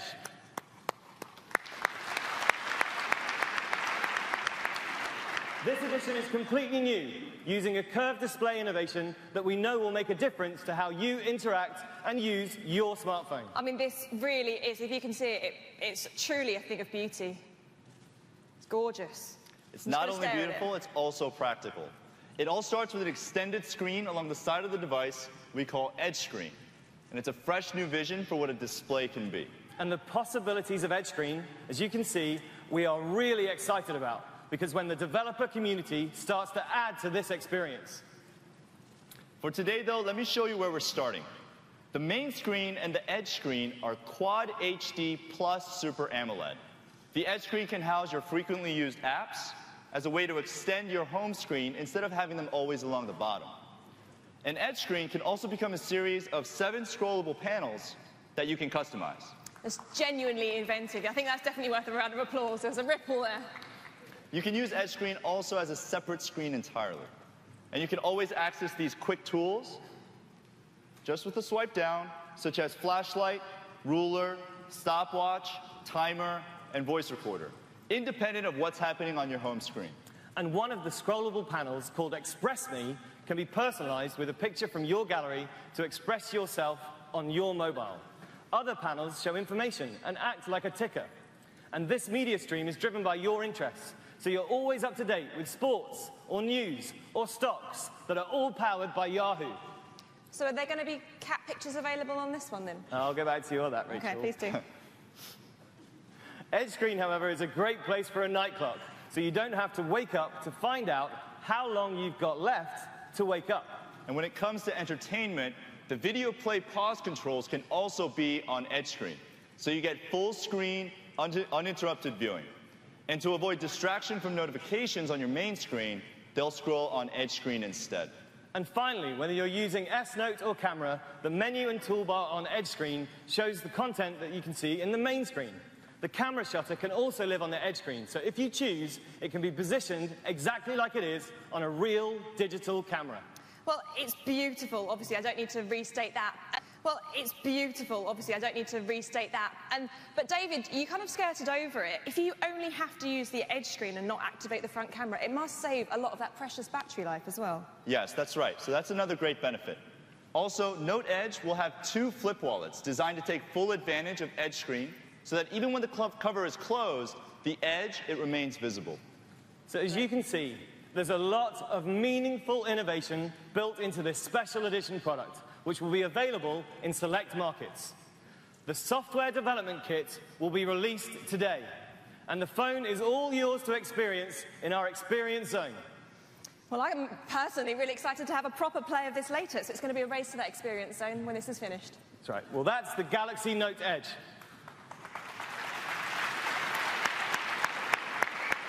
Gorgeous. Beautiful. So if we can, let's move on to our next new device. This one builds off a product we introduced last year right on this very stage. Yes, we introduced Galaxy Gear right here in the Tempodrome, and it's achieved a place in the market that we're very proud of, which says we're definitely headed in the right direction. And the next generation of Gear is a big step forward in wearable technology. We call it Samsung Gear S.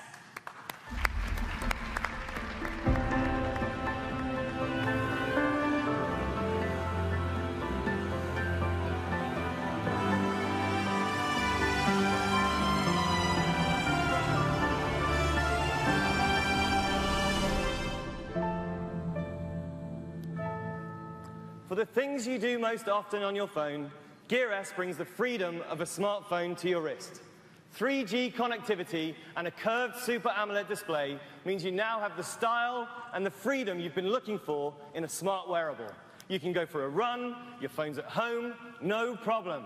Well, that's refreshing to hear, because I cycle a lot, actually, and I normally have my phone kind of balanced on my basket for navigation.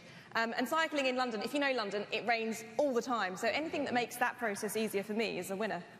Well, then you'll be happy to know that Gear S doesn't need to be constantly paired with your smartphone, because it has its own SIM card, meaning you don't need to bring your mobile or any other device with you when you go mobile. Of course, the first time you set up Gear S, you do need to connect it to a Note 4, Note Edge, or any of the more than 20 Galaxy products that support Gear S. Additionally, for any software updates or to download apps, you have to reconnect to a Galaxy product. But after that, freedom. Well, that's a real step forward for smart wearables. So it's not just a separate screen, but it's actually got its own independent functionality. Exactly. Well, I'm really impressed by the screen as well. It's just the whole size of my wrist. Well, with Gear S, we wanted to replicate as closely as possible the smartphone experience. So, for example, in only a 2-inch display, Gear S still offers a full QWERTY keyboard. And it's not just any display. It's a 2-inch curved Super AMOLED display. The curve means that it fits your wrist comfortably. It does. And the Super AMOLED display means that it's bright and clear. The interface has also been improved, and it's very easy to use. You can read messages and notifications in just a single glance. We've also designed a variety of new clock faces to satisfy your on-demand style. Yeah, I've just been having a fiddle of that, so it's great. You can have a lot of different looks in one. So say I was starting my day in the gym, then going to the TV studio, and then maybe winding up at an ambassador's ball. I've got a different look for each, and my wearable keeps up. And not only does it keep up, you don't need to have your smartphone with you the whole time. So how about we take a closer look? You can see here in one of the clock faces, it shows the number of steps walked today, battery status, number of notifications, and of course, the date and the time. And we've also improved the ease of use with simple swipes. So, Rachel, perhaps if you could take your phone and swipe to the right. Swipe to the right. And I've got notifications. That's right. And notice that the notifications, they're ordered by time and sorted into easily checked sections. They are indeed. So let's try swiping left, please. Swiping left. And left to widgets. And then finally, swipe up. Up. Up. Or let's go back to the home screen. And up. Fingers are too fat. And I've got apps. That's right. And once you check the home screen to see what's happening, you can go straight into the app that you need. And without my sweaty palms, it's simple. Well, there's a lot more to this wearable, which brings the freedom of a smartphone to your wrist. If you've ever forgotten where you parked your car, you'll be glad you can ask your Gear S where it's parked.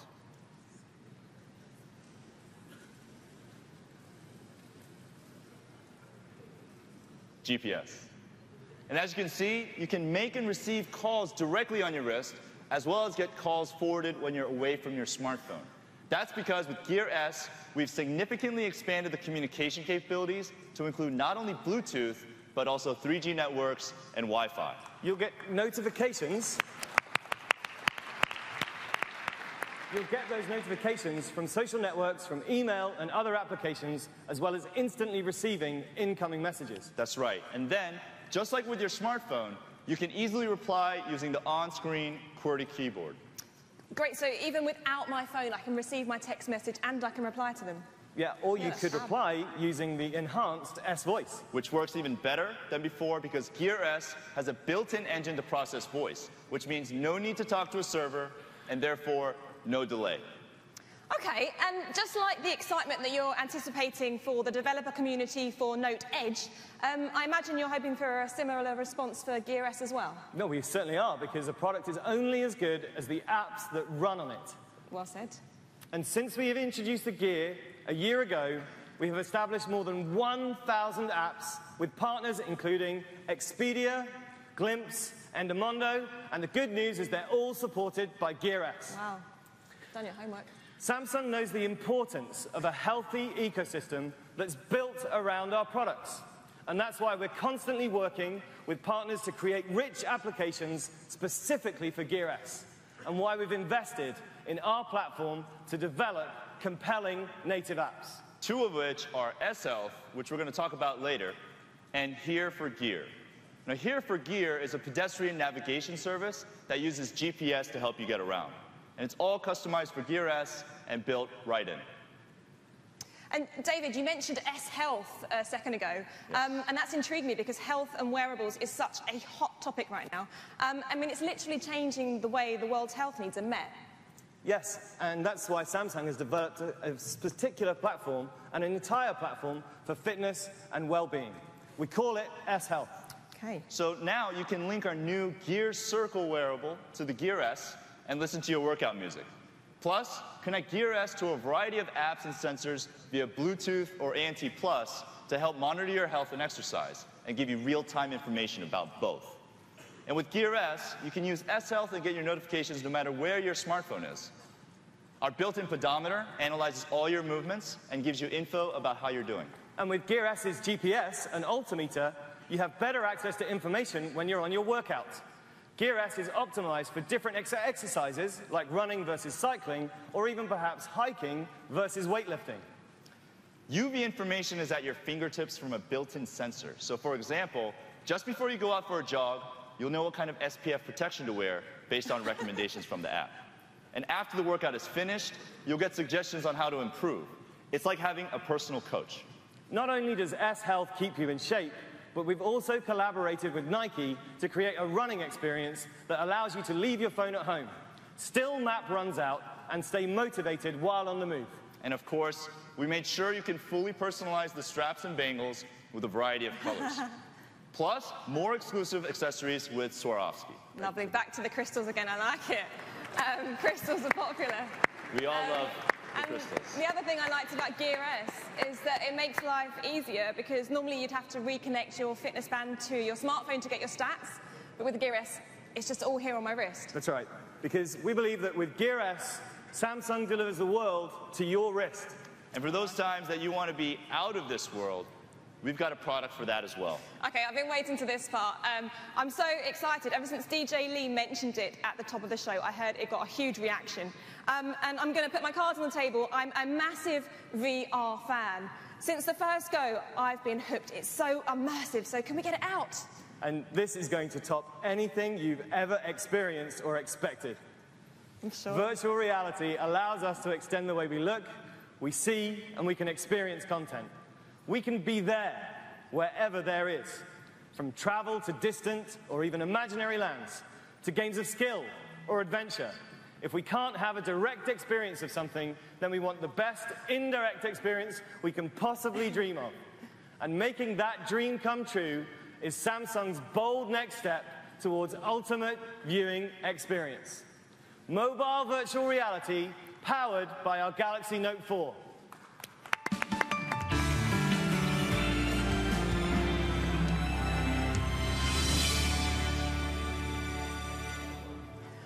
This is our Samsung Gear VR Innovation Edition, powered by Oculus. Thank Rachel? you. For me, where am I going? Where are you taking me? Take a seat. Please have a seat. Okay, safety first. Yes. We've designed Gear VR, especially for innovative consumers and developers who, with the support of Samsung, will move virtual reality to the bold next new level. So all you need to do is you put your Note 4 right in, like we did, and you put on the headset, just like you did, and now you're ready to go anywhere. Now I'm seeing this for the first time, so I'm just going to describe. Hopefully there's something like what I'm seeing behind me. There's people here. You're now a woman in a tutu.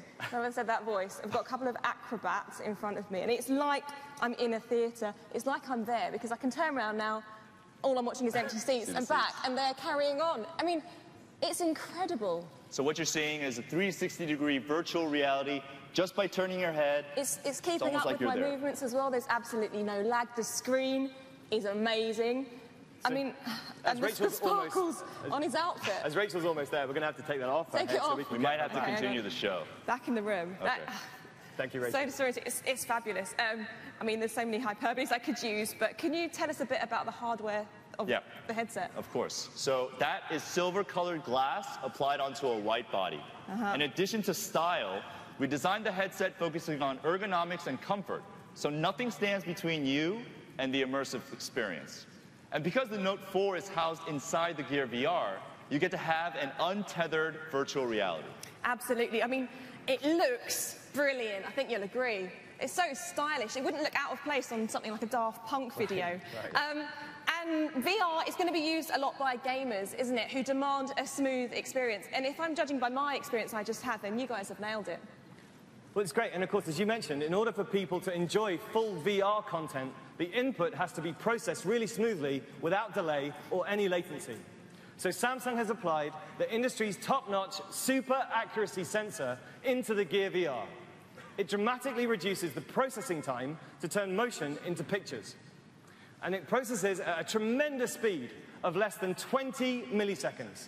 At that rate, latency isn't noticed, so that you get that comfortably rich VR content delivered at industry-leading speeds. Yeah, I mean, it's certainly kept up with me. And rarely do you see something that you just know is the future of tech, but this is it. And I think I've already mentioned, but the Note 4 screen in here is absolutely incredible, because another thing that a VR headset must have is great picture quality, isn't it? It sure is. And because even though there's no delay in processing content, the focus will be disrupted if the display resolution is low. Yeah.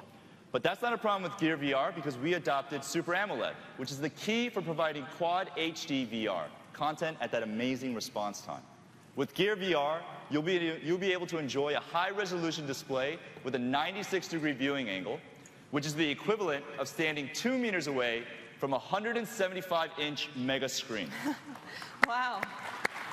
So 2 meters away from 175 inches. You know, I don't actually have a wall in my flat that's 175 inches, so this is perfect for me. If I just take this now Rachel, and that's test really it back nice to at know, home. but we'll be taking care of the Gear VR. Thank you. Worth a try. But of course, we didn't get there alone with this great capability. We had a great partner. Please welcome to the stage Chief Technology Officer of Oculus, John Carmack.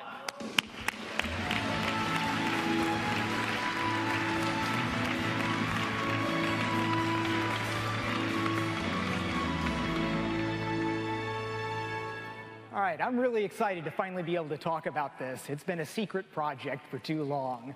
So I've dedicated the last year of my life to making the best mobile VR system possible, and I'm really proud of what we've been able to accomplish so far. So a completely mobile VR is a magical thing. You can pick it up and take it with you. You can put it on and then turn completely 360 degrees in the virtual world. But it's a hard problem to do well, and we need to bring a lot of different technologies to bear on this. So one of the biggest ones is the Samsung Super AMOLED display.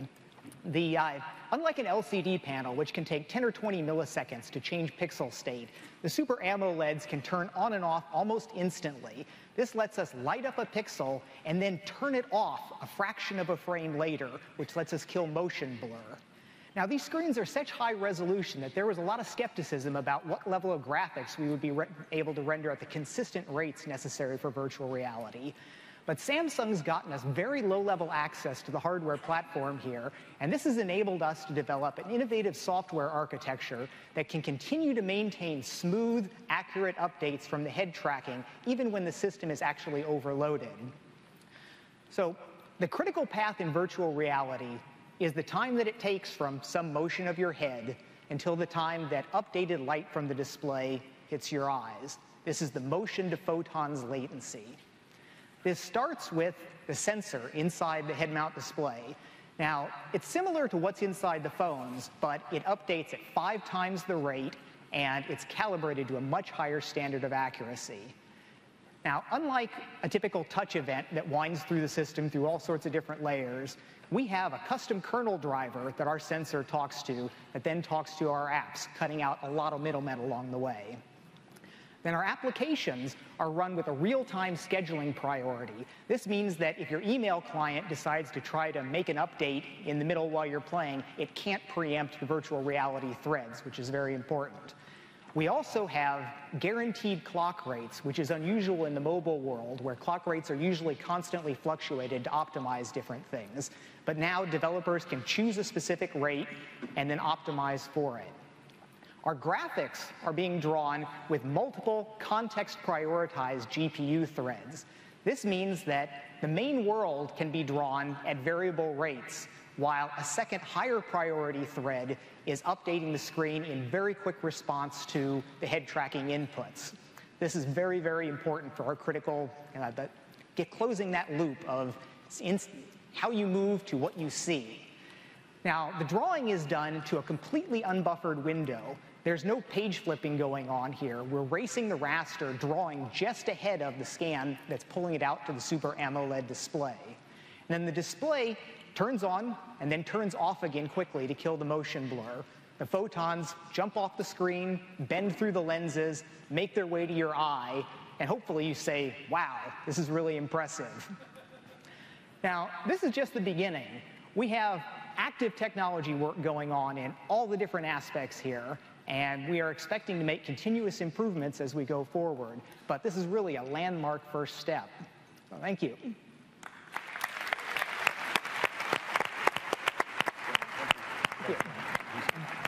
John, before you go, we are absolutely delighted to have you here on stage, of course, and even more delighted to be taking that first landmark step in this technology with you. Finding great partners is a large part of making that progress. Together, Oculus and Samsung have created, we think, the best mobile virtual reality experience, and we're really looking forward to bringing it to market with you. John, thank you very much. Oh, it's been a great partnership that's allowed us to make this possible. Thank you. Great. Thanks, John. Thanks, John. For me to get to try that on stage here today, because I really do love the Gear VR. And the educational possibilities are incredible as well.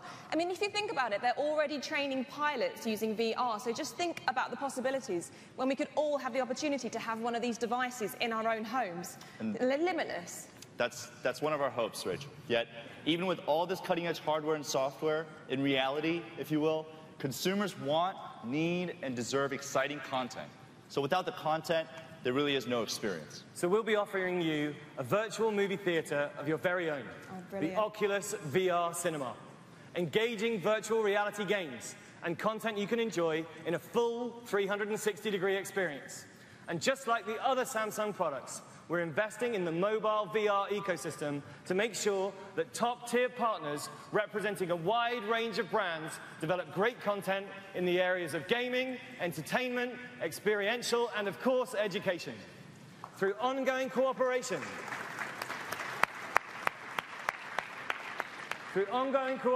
with Oculus and many other partners, we'll keep working to provide amazing content for the Samsung Gear VR.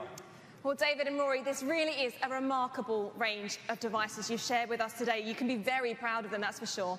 First of all, there were all the amazing improvements you made with the Note series, with the new Note 4, and then breaking the mold in such an innovative way with the new Note Edge. And then you moved us on upping the game with Gear S, and finally, the incredible technology you've got going on there with Gear VR. I know you're all excited to have a go very shortly, but what a great portfolio. Thank you, Rachel.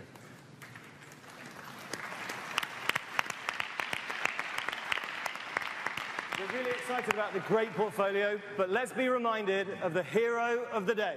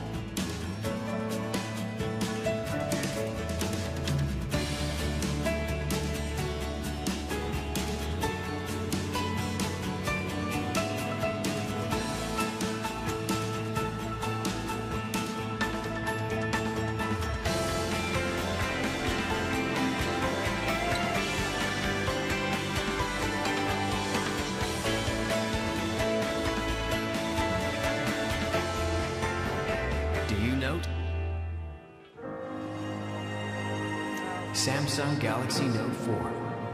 So thank you both, thank you all for having me here today and showing us all those wonderful products. Rachel, thank you for being here. Yeah, it was really great to have you with us here, Rachel. My pleasure. Ladies and gentlemen, please, Rachel Riley. And most importantly, thank you for taking your time out of your busy schedules to be here with us today. We really hope it was worth your while. For those of you who've been watching the live stream online, you'll want to stay for a few moments for a live talk and a show about the Note 4 and a quick tour of the Experience Zone. And now, for all of us that are here, and it looks like you've begun already, it's time to get your hands on in the Product Experience Zone. Thank you and have a great afternoon. Enjoy. Thank you.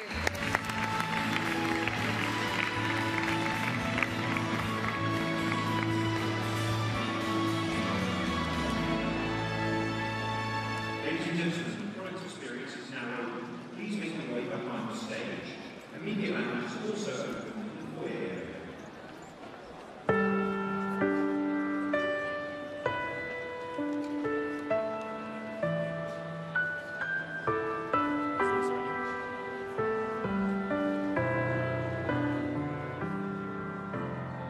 All right, that wraps it up. Samsung's Unpacked event. A little overwhelming with 3 cooks in the kitchen, Man. like bouncing off each other and pinging off each other. But there's actually good stuff that came out of it. I thought the Note 4 just kind of what we said it kind of had to do, just continue to get better.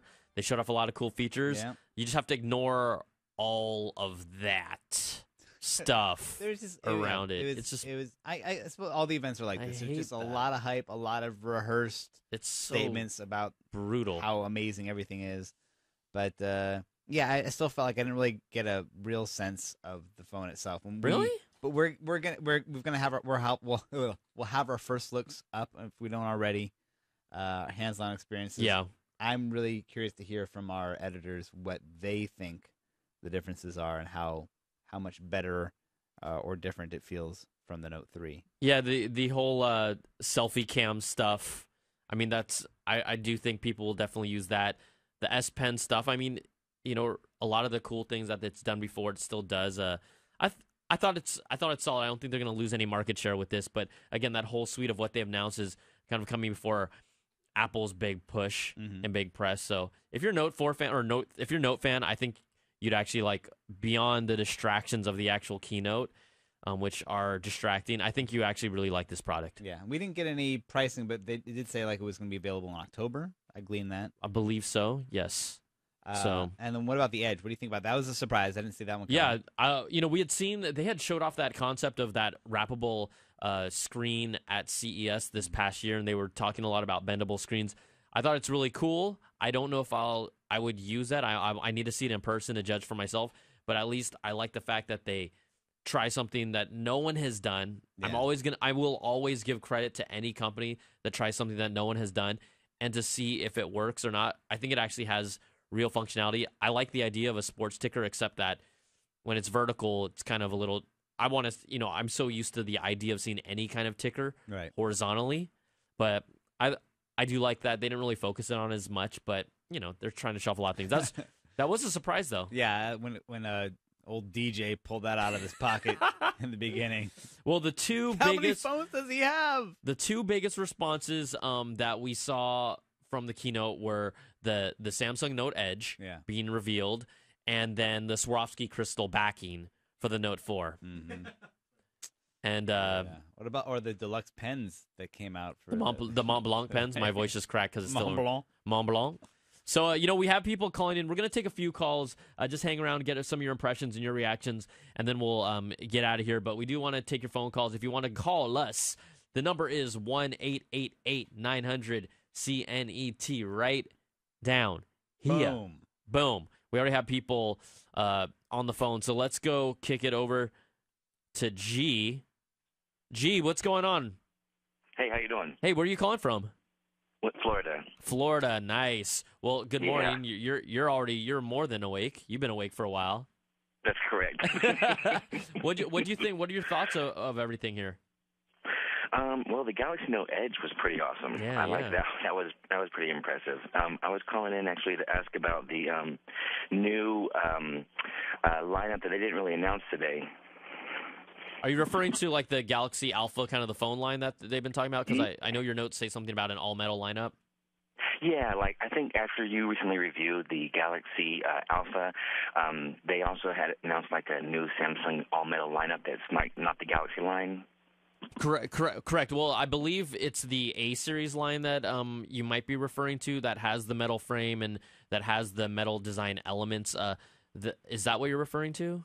Yes, that one. Mm-hmm. Yeah, so they didn't really show off anything. I mean, there's been reports that is definitely the direction they're going to be heading after it receives such good reviews. Just from a design standpoint, people aren't complaining about the fact that it's all plastic anymore. It's almost like, all right, just put something metal in it, and people won't complain anymore. You saw those design cues though in the Galaxy Note. That edge, again, it had that metal edge, and that looks pretty much like the Alpha design. So to me, it's a no-brainer that this starts getting incorporated across their product line in the future. Mm-hmm. Okay. Do you think that they'll be actually announcing that like later this year, or do you think that'll be something maybe next year? I think, quite honestly, I think there's still a little time. Samsung drops things all over the place. I mean, before this, after this. So we might hear at least something. Right now, though, the Alpha line is kind of, the hardware inside is more of a middle-tier phone, and I've got to imagine when the next, the S6 is announced, that we'll probably see kind of more of the full-court press with that design element, because they're still going to sell the S5. It's doing well enough, so I don't think they're going to just stop it all of a sudden. They'll just kind of stick with their yearly cycle. Right. Okay, cool. I was curious about that. And I have to definitely agree that the whole 3 rehearsed thing going on was really annoying, kind of. It was, I'm not even stupid, and it's like hard to keep track of. One guy's talking, then like, Steven, what please just tell me your thought. I mean, God. I like how you preface it. I'm not even stupid. I'm not. It was just really distracting. Well, I completely agree. We're not even. We're obviously like, we like keynotes that have some sort of a story and have a sequence. But it was like they would talk about the feature, and then the woman would be like, "Oh, I know. If I was going to do this and I was going to go run," and it was like every time, and it just. We were just looking rephrase what the other guy said as a question. Yeah. We were looking for a value add. Not like just completely, So you're saying you're looking for a value add? Thank you. That is what I'm talking about. But G, thanks so much for calling. We appreciate it. All right. Thanks. Have a good day, guys. All right, you too. Okay, let's go to Rick. Rick, what is going on, man? Hey, what's going on? It's going. We are live. Kind of. So I have a question. Do we know yet if the Note 4 and the Note Edge are going to have the same specs? And is the Note Edge considered an upgrade, and so then it'll be more expensive? So I like how you ask, because the tone of voice, is fun. It's like the woman. So I would tell you that right now, from what I've read, because we haven't, here we haven't seen all the specs like compared side by side. From what I gather, it is a Note 4 spec-wise, like kind of like a B flavor, not an upgrade. One has that edge screen and one does not. That's everything that I'm getting up to this point. So from what we're posting and what people are saying, but obviously we've watched this same thing. So there are some questions that we have that people that have had a hands-on already and have published an article while the keynote was going on that they'd really be able to answer. But I haven't seen a spec side by side yet comparison. Okay, so then we don't even know if it's same price point then. Yeah, if someone knows and has read something, because again, we're just doing this on the fly, they can definitely call in and let us know. We've got an editor's take on the front door of CNET, and the second sentence basically says it's essentially a Galaxy Note Edge. It's essentially a Galaxy Note 4 with a curved independent right edge. That's okay. It's all right. Otherwise indistinguishable. There you go. All right. Appreciate it. All right. Thanks for calling, Rick. Appreciate it, bro. Bye-bye. All right. We will take a few more calls here and just wrap it up. Let's go to my man Shamar in Atlanta. Shamar always calls us. Shamel, what's up, bro? Hey, what's going on, BTV? I didn't even know. Normally you send out a little Twitter blast, but I guess it was early for you, too. I tweeted you. You know what? If it was 5 a.m. my time, you were still sleeping 8 a.m. your time. So don't blame that. I was up. You were not up. Don't put that on me. The tweet went out. I retweeted that tweet. Don't I know put that tweet on happened. me, bro. I'm messing with you, bro. I was here and you were drooling. Very true. Very true. So what's going on, man?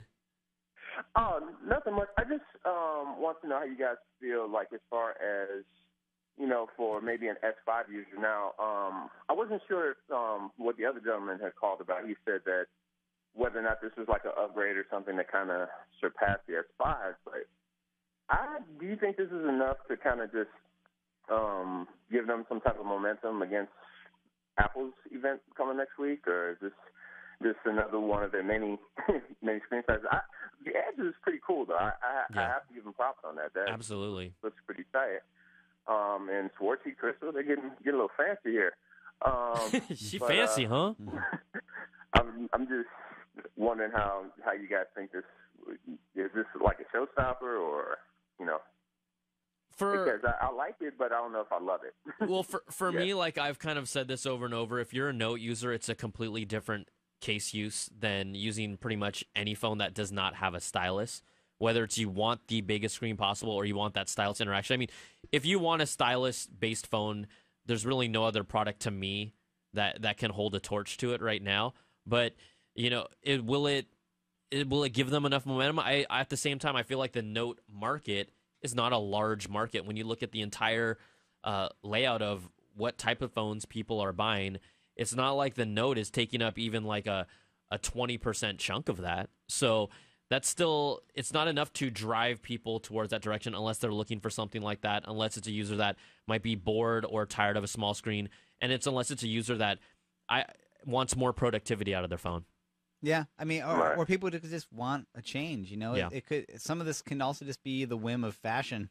People just figure out Swarovski. Let's do something different. Let's go giant phone. Make my phone look like my watch, and my watch look like my phone. I mean, we know that it's going to be. I feel like it's going to be one of those rising tide lifts all ships kind of things, where when Apple is going to say, like, look, the big phone is the thing now, and then other big phones are going to benefit from that too. I think.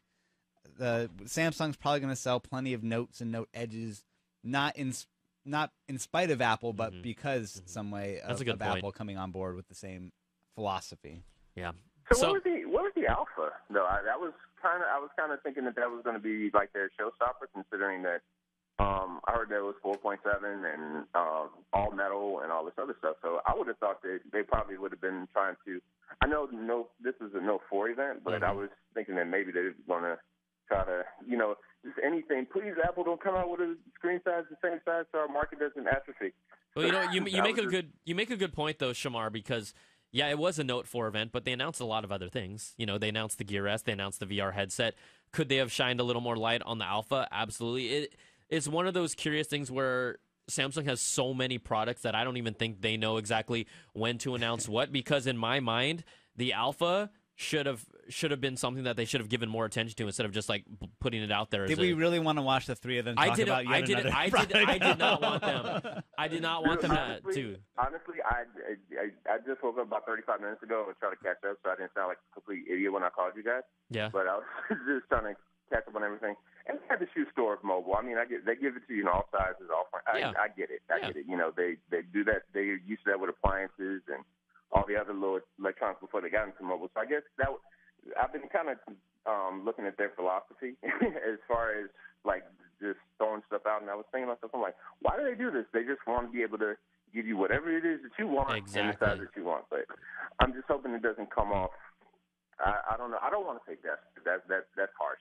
But like, you know, I don't think they're trying desperate. To just find something that just the crowd is going to line up, and it's going to be a whole weekend thing where they sell 9 million in a weekend. So, but I think they did pretty good here. I thought it was I solid. give them props on this. I just hope that it catches fire for them. All right, thanks for calling, Shamar. Appreciate it. Yep. No problem. Have a good one. You know what?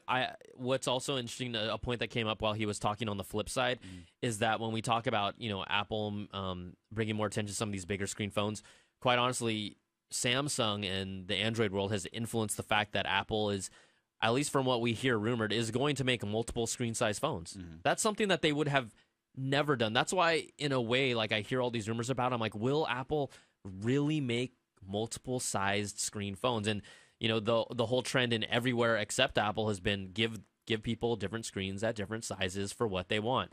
And Apple's whole philosophy has been, let us tell you what you want. Yeah. You don't know what you want until we tell you what it is. Exactly. Yeah. And so I think it's going to be interesting. What story will they tell now? Because they've been telling us this entire story for how many years? The iPhone is the perfect size for the human hand. And then we discovered there's different sizes of human hands. My goodness. Well, if you're Tim Cook, this is an amazing discovery. The iPhone 6 in your hand. Mark my words, that's exactly how he talks when he does keynotes. We think you'll love it. We think you're going to love it. All right, there's a lot of people still on the phone lines. We're just going to kind of crank through these. I'll take the last 3 that called, just so we can get through everybody, and then we will wrap things up. But just to give you a briefer on what we saw today, Samsung announced their Note 4 Edge, which kind of has that cool curved screen on the side. Their Gear S watch, they had formally announced it just last week or a few days ago, but they showcased it off in public, and then also they also announced it the day that Apple sent out their invites to their iPhone just event. in case y'all didn't. Yeah, that was they saw what was the trending topic on Twitter. It wasn't the Gear S. Boom. And then Samsung's partnership with Oculus Rift, or Facebook-owned Oculus Rift, for their Samsung Gear VR.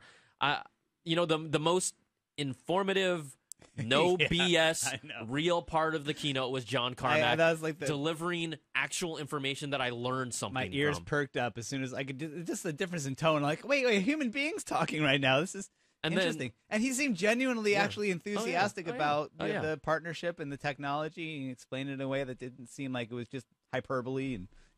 And then the worst part about that was then when they said bye to Carmack. Carmack was listening to him, and the dude was reading off a script saying, it's so disingenuous. It was ridiculous.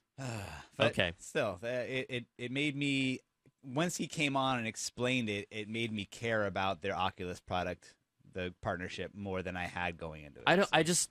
Maybe they just don't have a person that can be authentic enough where we don't smell BS right off the start. People actually detect that these days. It's pretty easy. Yeah. I don't know. I think a lot of people also just grit their teeth and just are waiting for the product information, pricing and availability. Wait, there was actually product information? Well, we'll pick it out later. We'll see it in the blog post. All right, let's go hit up Charles calling us from Pittsburgh. What's up, Charles? Yes, how you doing? Doing good. What's your thoughts, man? You know what? I wasn't wowed at all. The Note 4 looked just like the Note 3 to me. It has a metal edge, bro. It has a metal edge.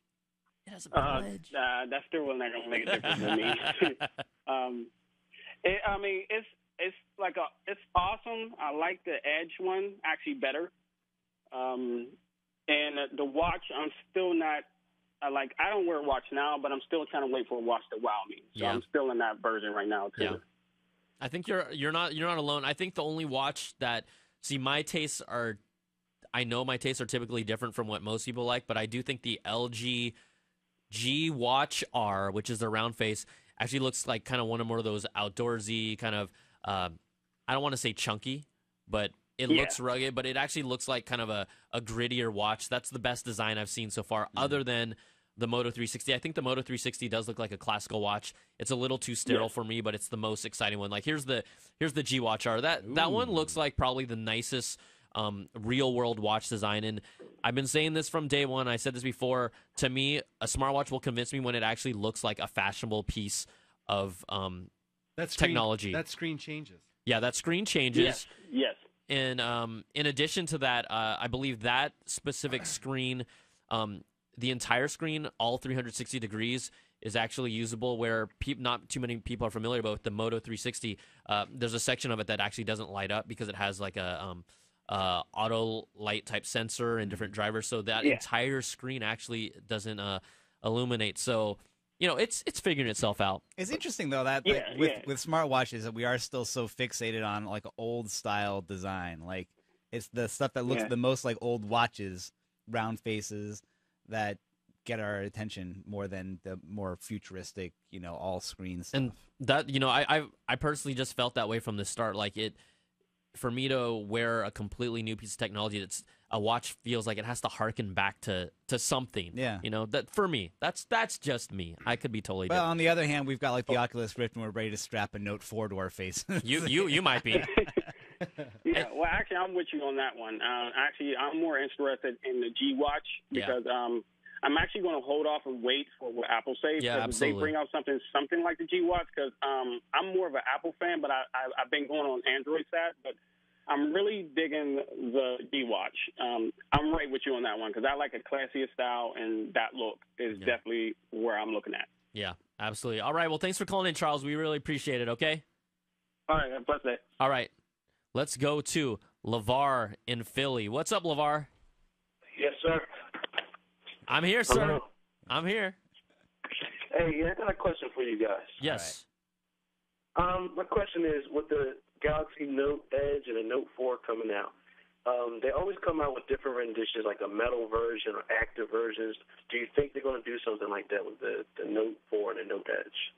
What do you think, They Donald? usually do have like the Galaxy. Do they do have the Note 2? With the Notes, I know, like you said, the Galaxy line, they'll come out with like 4 different Galaxy Mega, yeah, Galaxy Rugged, Galaxy, With the Note from Mini, I haven't seen won't do a anything Mini, like right? They won't do a Note Mini. They won't. The Note Mini's a Galaxy. I don't know. Quite honestly, what they just released today was pretty much 2 different versions of the Note already. That Edge model, and then there's the classic Note 4. Because the form factor and, like I said, the audience for that specific device is just not as large and as mainstream as a standard phone. It would surprise me if they made an active version. I mean, they always could because they're just Samsung, but I don't know. They didn't say anything like that. I wouldn't expect it for that specific phone, because at the same time, I feel like if you have an active model, you want it to fit in your pocket. Commit the money to the new Note 4 or the Edge, and then find out later there's an Alpha Edge coming out, or there's an Alpha 4 coming out. You know what? Don't worry. There will be. Like knowing Samsung, there's gonna be one. It's so gonna be the Edges. they're always playing around like that. So we will see. Okay. Yeah. All right. Thanks for calling in. All right. Let's jump here. 2 more calls. Let's go to Philip from New York. Mr. Philip. Yes. What's going on? Excuse me? What's going on? Welcome to CNET. You are here. You are live. Oh, hi.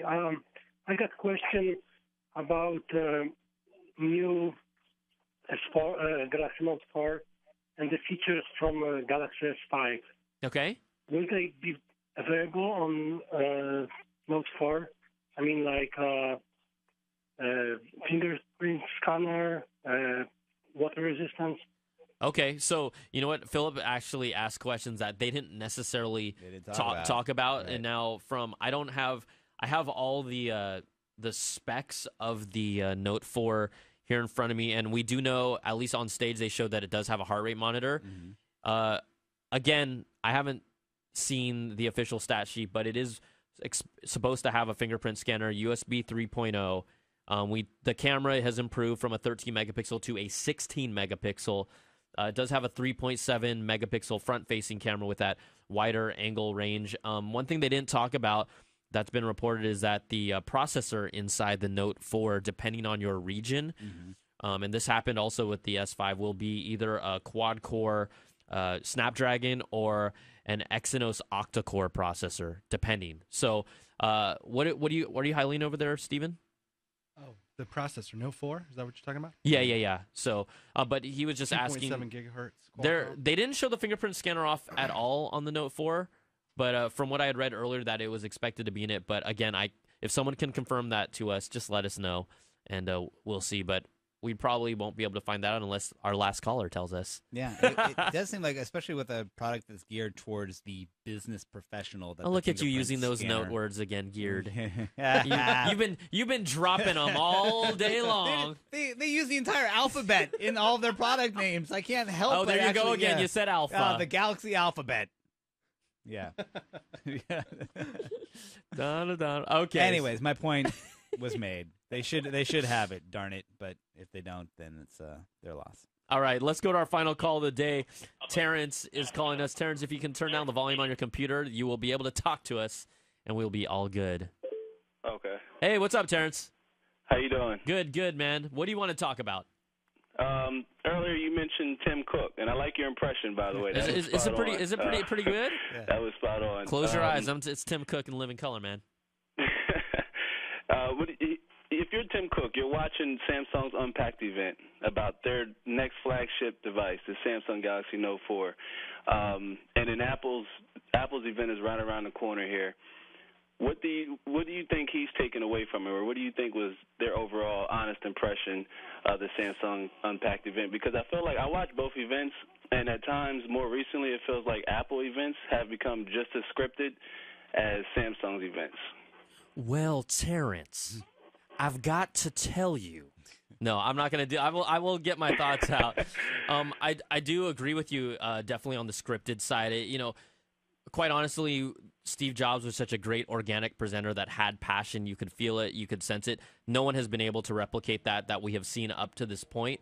So we'll see what Apple does. But from a standpoint of what is Tim Cook thinking right now, whether or not he is impressed or scared or laughing, I think what it comes down to is that there is such a pent-up demand for people that are currently iPhone users that go as far back as still owning an iPhone 4 and a 4S that have just said, I want a bigger screen iPhone. And what's going to keep them in the Apple world is that ecosystem. And do they want a bigger screen? Yes. And are they going to probably buy the next phone that has a bigger screen? Yes. And we've seen people jump over. Yes, the percentages of users have shifted, have moved, and there are definitely, Android continues to grow. Windows Phone gets a tiny bit of slice. Apple may not be as dominant as they were 5-6 years ago, which they shouldn't be, but I think ultimately there's so much demand for that iPhone, for the current iPhone user base. He's not worried. Yeah. I also have to think that if I were Apple, I would have watched that and have been thankful that Apple's not just a company that makes hardware. Part of what we're going to see is a recap on the next iOS. They'll be able to tell the story of iOS, be able to tell the story about how it dovetails with the MacBooks and works with the entire ecosystem of products and the iTunes and media and whatever the whole Beats acquisition might bear on everything. I think there's a wider story to tell. We have to kind of deal with the fracture of being an Android fan and wanting to talk about the Android operating system and being a fan of the hardware that it runs on. Samsung can't really talk to Android, the future of Android, the way they can just hammer down on all the features that their hardware can do. Because I noticed they didn't. That none of the speakers really touched on either TouchWiz or any software features. Sans Android. That was coming to the Note 4. And I have a Note 3 and an iPhone 5, and I enjoy my Note 3 for the real estate of screen size. Yeah. But when it comes to functionality, hands down, I give that to Apple and their iOS. So I was a bit disappointed beyond the scripted event and how it was kind of boring too. It's kind of disappointing. Really didn't see too many new software features that could fully take advantage of all that screen space and the new S Pen. But looking forward to Apple's event either way. Yeah, I think it's gonna be very interesting. People are like, oh, you're only saying this because you're an Apple fanboy, which I do have Apple products, but I do like what's going on in the Android world as well. You know, there's a lot of excitement just because, just like back in the day when we heard Apple was making an iPhone, when we heard Apple was making an iPad, those first reveals, we actually never saw the product, leaked out. Right. And we know that everyone's been working on a wearable, but I don't even want Apple's watch right now, whatever it is, whatever wearable it is, but I'm actually excited to see what it looks like because no one has shown, we don't know what it looks like.